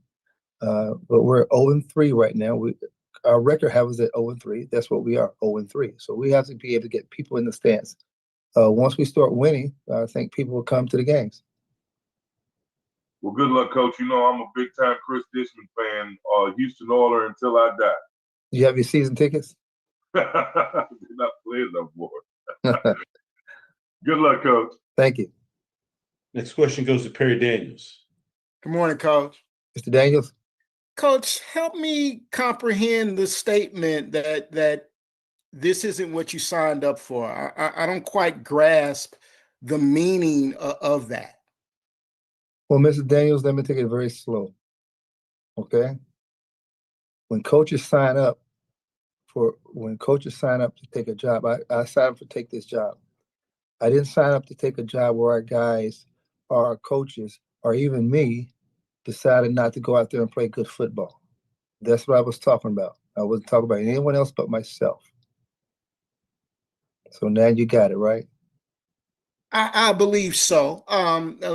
To follow up on that, though, you and other former professionals that have decided to take on HBCU programs have had a tremendous impact on the culture. And isn't that exactly what you signed up for? All right, let me say this again, okay? And I'm trying not to be rude to you. I appreciate that. You asked me the same question 2 or 3 times. So let me say this again. Yes, right? sir. I sign up for one. My job title is head coach. I have to get our players to play each and every game. I also got to get our players to go study hall. I also have to get our players to graduate. My main focus this year is to get 1,000 APR points. That's my main focus. My main focus this year is to win the West and win the SWAC. Those are my goals. Those are our team goals. Our captains of our teams and our seniors of our team has signed off on those goals. So that's what we're fighting to do. Our preseason is over. Now it's time to get down to business. I appreciate that, Coach, and we appreciate you being the head coach of Texas Southern University. Coach, as always, we appreciate your time. Look forward to speaking to you again next week. All right, have a great one. Yes, sir. Thank you. All right, next we go over to Jackson State. Coach T.C. Taylor, once again, if you do have questions, please utilize the raise your hand feature to get your question in the queue. With that being said, happy to be joined by Coach Taylor with Jackson State. Good morning, Coach. Hey, good morning. How you doing? Doing great, Coach. And as always, thank you for taking time out of your schedule to join us. If you could start us out with an opening statement, recapping your team's most recent outing versus Tuskegee. Yeah, it was a solid weekend this past weekend for our football team. You know, we were back at home coming off a tough loss over in Hattiesburg against a good Southern Miss football team. We saw they went out and dominated App State this past weekend as well. But Tuskegee came to town. You know, Coach James Kemp brought that team in here. They were ready to play football. My guys did a good job, though, going out there and responding. I thought we were pretty solid in all 3 phases, but, you know, with the bye week coming up, we still got a lot of work to do. So we're looking forward to it, you know, getting back to work on the football field this week. We'll probably get about 3 practices in before, you know, we turn the guys loose on break a little bit and let them get their legs back under them. But solid performance by our football team this past weekend. I'm very pleased. Appreciate those opening comments, Coach. First question goes to Wayne Cartwright. Good afternoon, Coach Taylor. How are you? I'm good, Wayne. How you doing? Doing well, man. So you had the opportunity to get a lot of guys playing time this week. Mm-hmm. So with this being able to work on your depth, what are you going to do during this bye week now in terms of making that cohesiveness fit ahead of this game coming up against Southern? Yeah, great question. You know, this week for us, like I said, we're just going to continue to polish the things that we do well. The chemistry and the stuff that you're talking about, we kind of fixed all that, you know, with the work we do in the summertime. So that's how we kind of knew that those guys were going to be able to make an impact, you know, in a game like this past weekend. We do got a few guys down as far as injuries, but we have total faith in those guys we put on the football field. We played quite a few young guys this past weekend, and they went out there and responded. But it's just a test to the type of recruiting we do here. You know, we believe in those freshman high school players, those transfers that we bring in here, and they did a good job for us this past weekend. All right, Coach, best to you during the bye week. We'll talk next week about that team you're getting ready to play. All right, thank you. Be safe. Next question goes to James Hill. Hey, Coach, I hope you and everyone in the Cap City are well. Mr. Lockhart, 14 of 20 for 257, 1-1. He performed. Talk a little bit about his contribution, and then as you move forward into Southern. Yeah, it was just a deal where the next man was up, next guy up.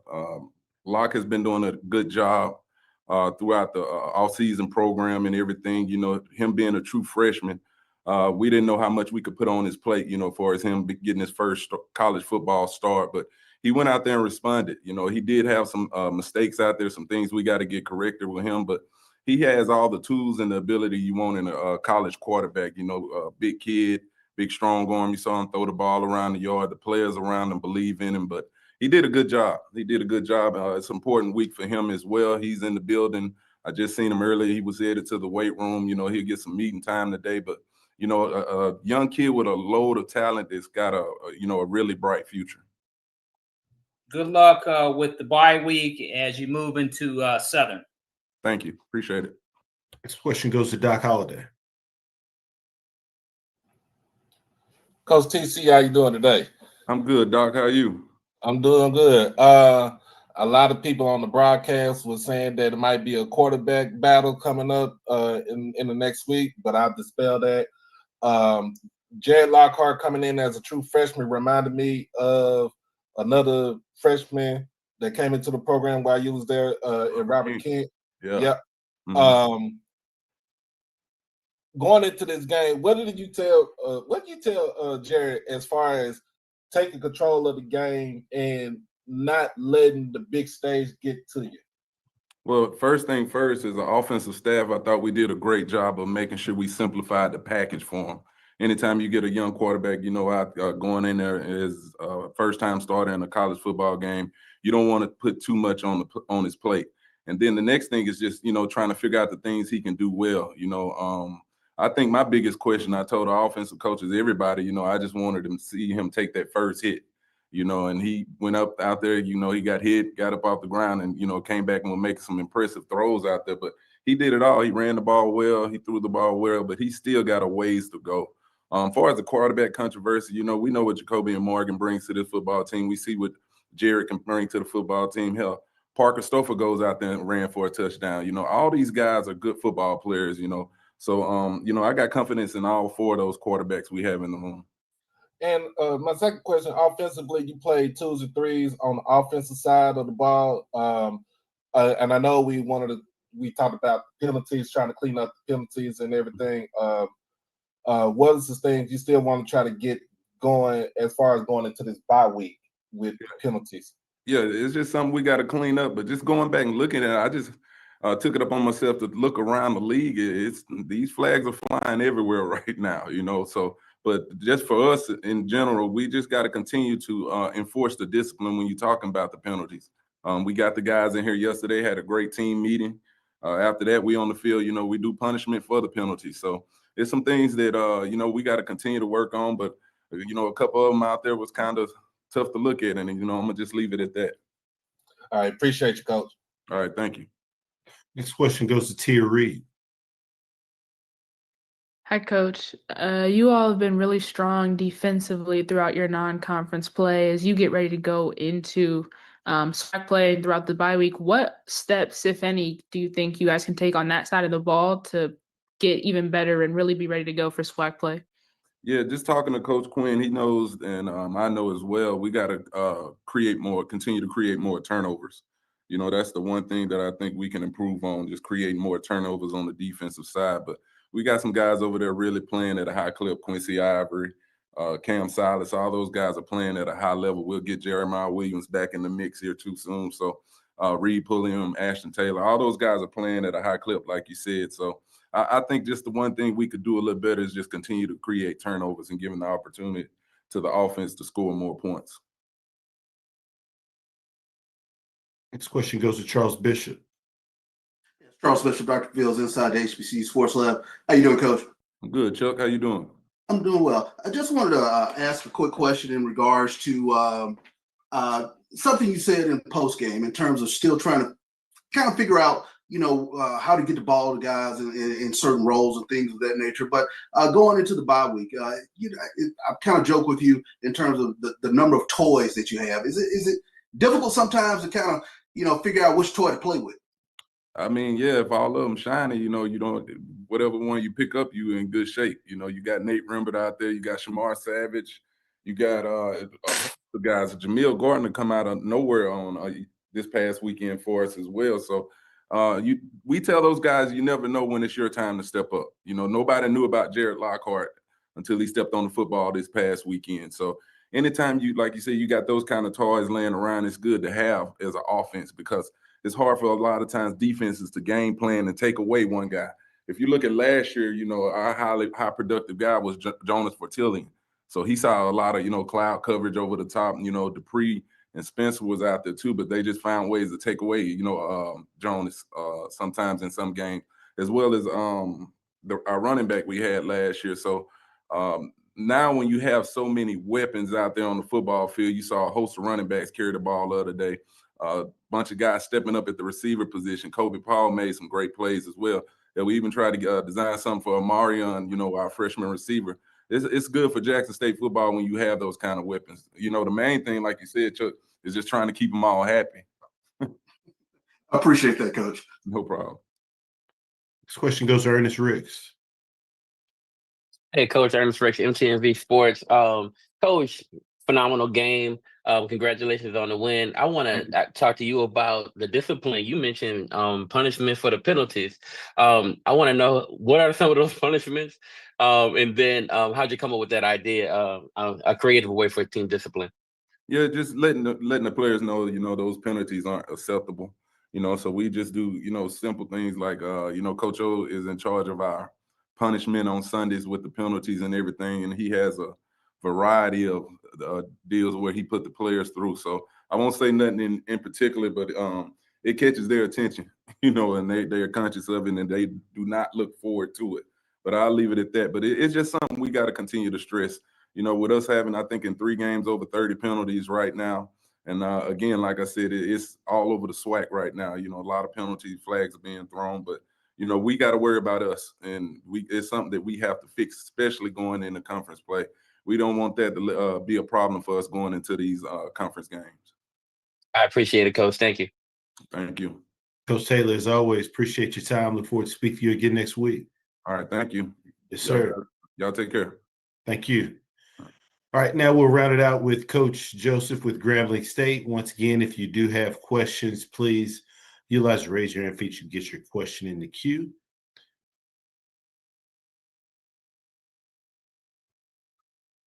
Once again, please limit your questions to one initial question. We already have several questions there in the queue, so please limit to one initial question. If we got additional time allotted, we'll work our way back to get additional questions answered. With that being said, happy to be joined by Coach Joseph with Grambling State. Good afternoon, Coach. I'm good. How y'all doing? I'm doing fine this morning. I'm sorry for my tardiness.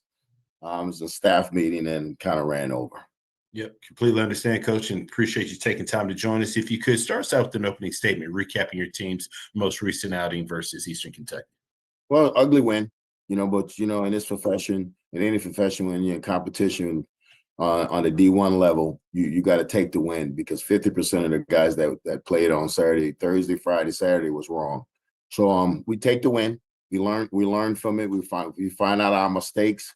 And we fix our mistakes, because it's a copycat league. It's a copycat, you know, just football in general. You know, you got to watch what you don't fix. So we're going to try to fix some of the problems we can. Some of it we can fix it with scheme. Some of it we got to fix it with another body. So we'll make sure we take care of that, and hopefully we can get it done. But like I said, it's on my shoulders. I got to make sure it gets done, and we will. I have faith in the kids and faith in the coaches that we will fix our problems. Appreciate those opening comments, Coach, and I misspoke. The game was against Kentucky State. With that being said, we'll open it up for questions. First question goes to Wayne Cartwright. Coach Joseph, congrats on the win. Thank you. I just want to go right to the final play, the scoring touchdown, the fumble. Coach, I just want to be real. Just want you to say it as real as you can. Your view of the play. Should progress have been stopped on that play? Well, I haven't heard a whistle in a college game in the last 7 years about stopping plays. So we teach our kids to play until they say stop verbally. So we're going to keep going, because what happens now is that a kid stays up and then a lineman come in and they start pushing forward to get forward progress. So we just kept tugging at the ball. So once he took the ball out and we didn't hear a whistle, it was an easy call. You know, it's their job to stop the play. And the only way these kids know how to stop is for the whistle. So we just kept playing, and it was a great job by Terrell, you know, just to keep playing. We played to the echo of the whistle. We didn't hear a whistle. So, you know, it had to be a fumble. But if they're going to protect the kids, you know, you got to blow a whistle and stop it. But you also got to stop when the linemen come in and they blow into the pile and they try to knock somebody forward. So it'll go two ways, and it happened just to work in our favor. Appreciate that, Coach, and good luck this week with East you. Texas A&M coming in. Oh, yes. Thank you. Next question goes to Perry Daniels. Good afternoon, Coach. Perry, how you doing? Super fantastic, Coach. I want to talk about what appeared to be the composure of your sideline as these thoroughbreds came into the hole and jumped out on you all early. It appeared that you all did not get rattled and kept your composure to get this W. Yeah, we said it. Coach Carey came over to my house after the game, and he said, you know, last year we would have found a way to lose this game. You know, he said we'd have found a way to lose. We'd have found a way, you know, to lose the dogfight because we lost so many close games like that. And so my goal this year, that I was a different coach, you know, that I don't rattle them, because I can rattle them too. But I mean, when I'm getting on top of them and getting at their neck. But they kept their composure, and I'm gonna be real with you. That's the difference between a 23-year-old and an 18-year-old. Okay, because that's college football. The older kids are more poised than the young kids. Okay, so that's and our older kids stayed poised. Nobody lost confidence because we said we're gonna fight until the last play. So we kept fighting and we kept fighting. We put ourselves in a hole. And when you put yourself in a hole, you got to, you know, good teams got to make their own breaks. So you got to get yourself out the hole. There's nobody throwing us a rope to get us out the hole. But you know what? They were trying to throw you a shovel to make the hole deeper, but nobody threw you a rope. So you got to figure out how to get out. And we figured it out as a whole, and we did a good job. But you know, it's just that's part of it, keeping your poise. Coach, well, it was great to see that maturation, and good luck this week. Thank you. Next question goes to Doc Holliday. Coach, how you doing this afternoon? I'm good, Doc. How you doing? First and foremost, you can't have my blood pressure up like that with that game like that, man. You and my Cowboys have done y'all try to take me out before my birthday next month. Well, my Saints and my Broncos lost though, so you know, but Terry's at the Saints and Vance is at the Broncos, so we went 0 for 2 in the league. So we're not really talking right now until they can fix it. But going into the game against Kentucky State, going into third down defense, you gave up 7 out of 15 on third down. Basically, defense stayed on the field too long. What's the things you want to try to fix this week before going into the game against East Texas A&M? Do your job. Do what you're coached to do. And if you screw up what the coach is telling you to do. That's for the players. For the coaches, make sure that you're delivering your message and they understand your message. So if it means that you have to do an extra walkthrough, do an extra walkthrough. Do you have to change bodies and put another person in there? Do that. So everybody had to come to Jesus meeting yesterday. You know, I had it with the coaches and I had it with the players one-on-one.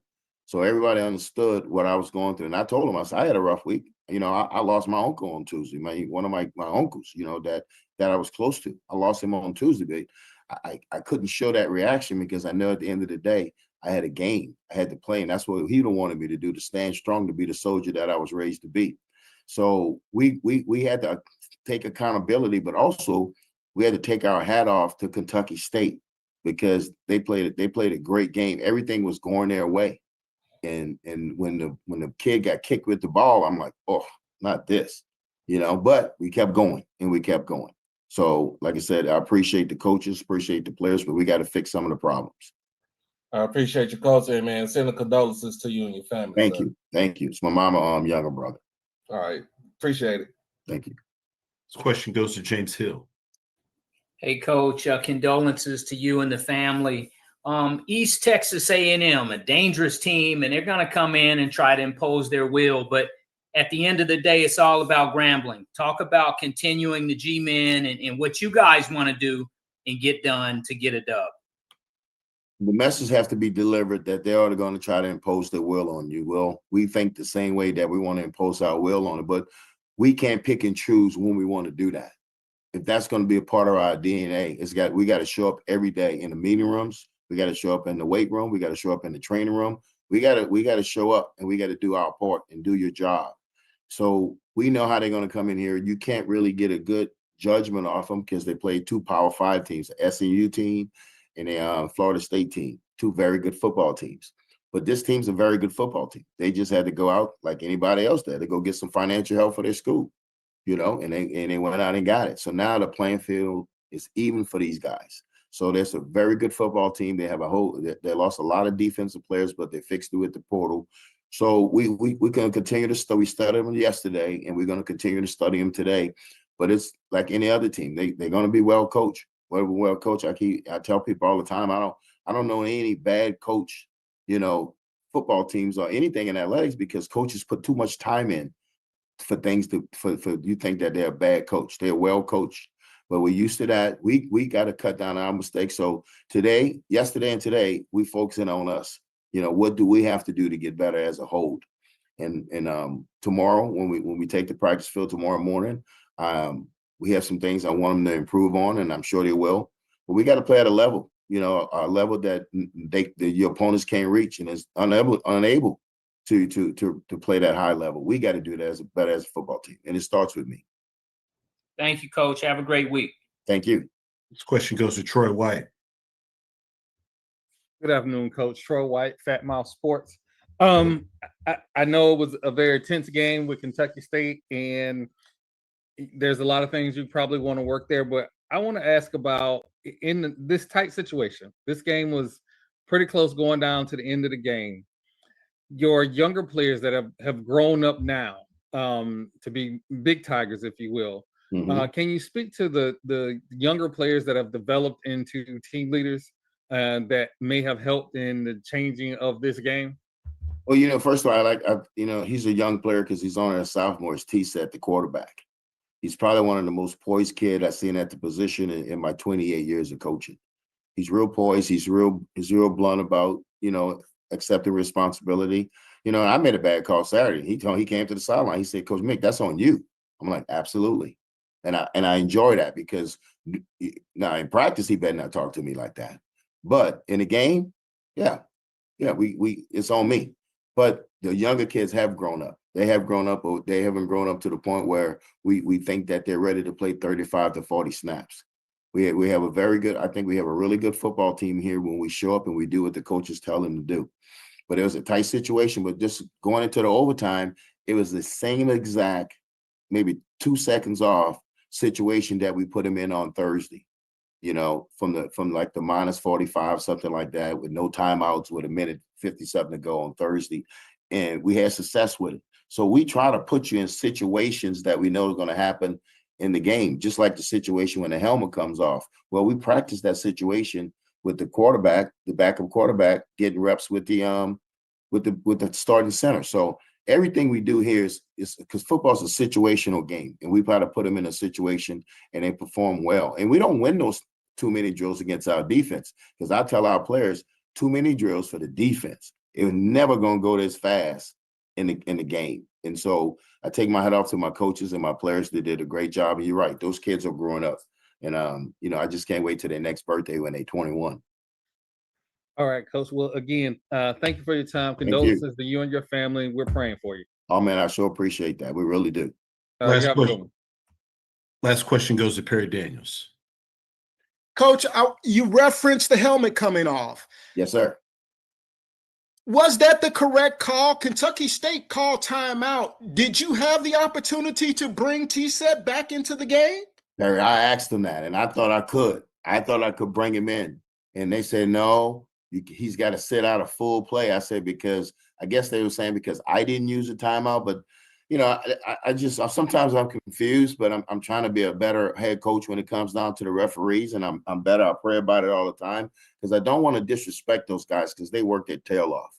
So I'm doing a better job, you know, my mother's at the game and she said, I don't want to see you out there acting the food on those people. And I don't want you talking crazy to them. I want you to be respectful to them, you know? So when they said that, I said, okay.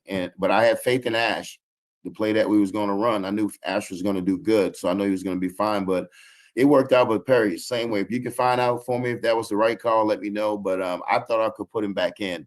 But they told me no. So when they told me no, I said, okay, Ash, let's go. So.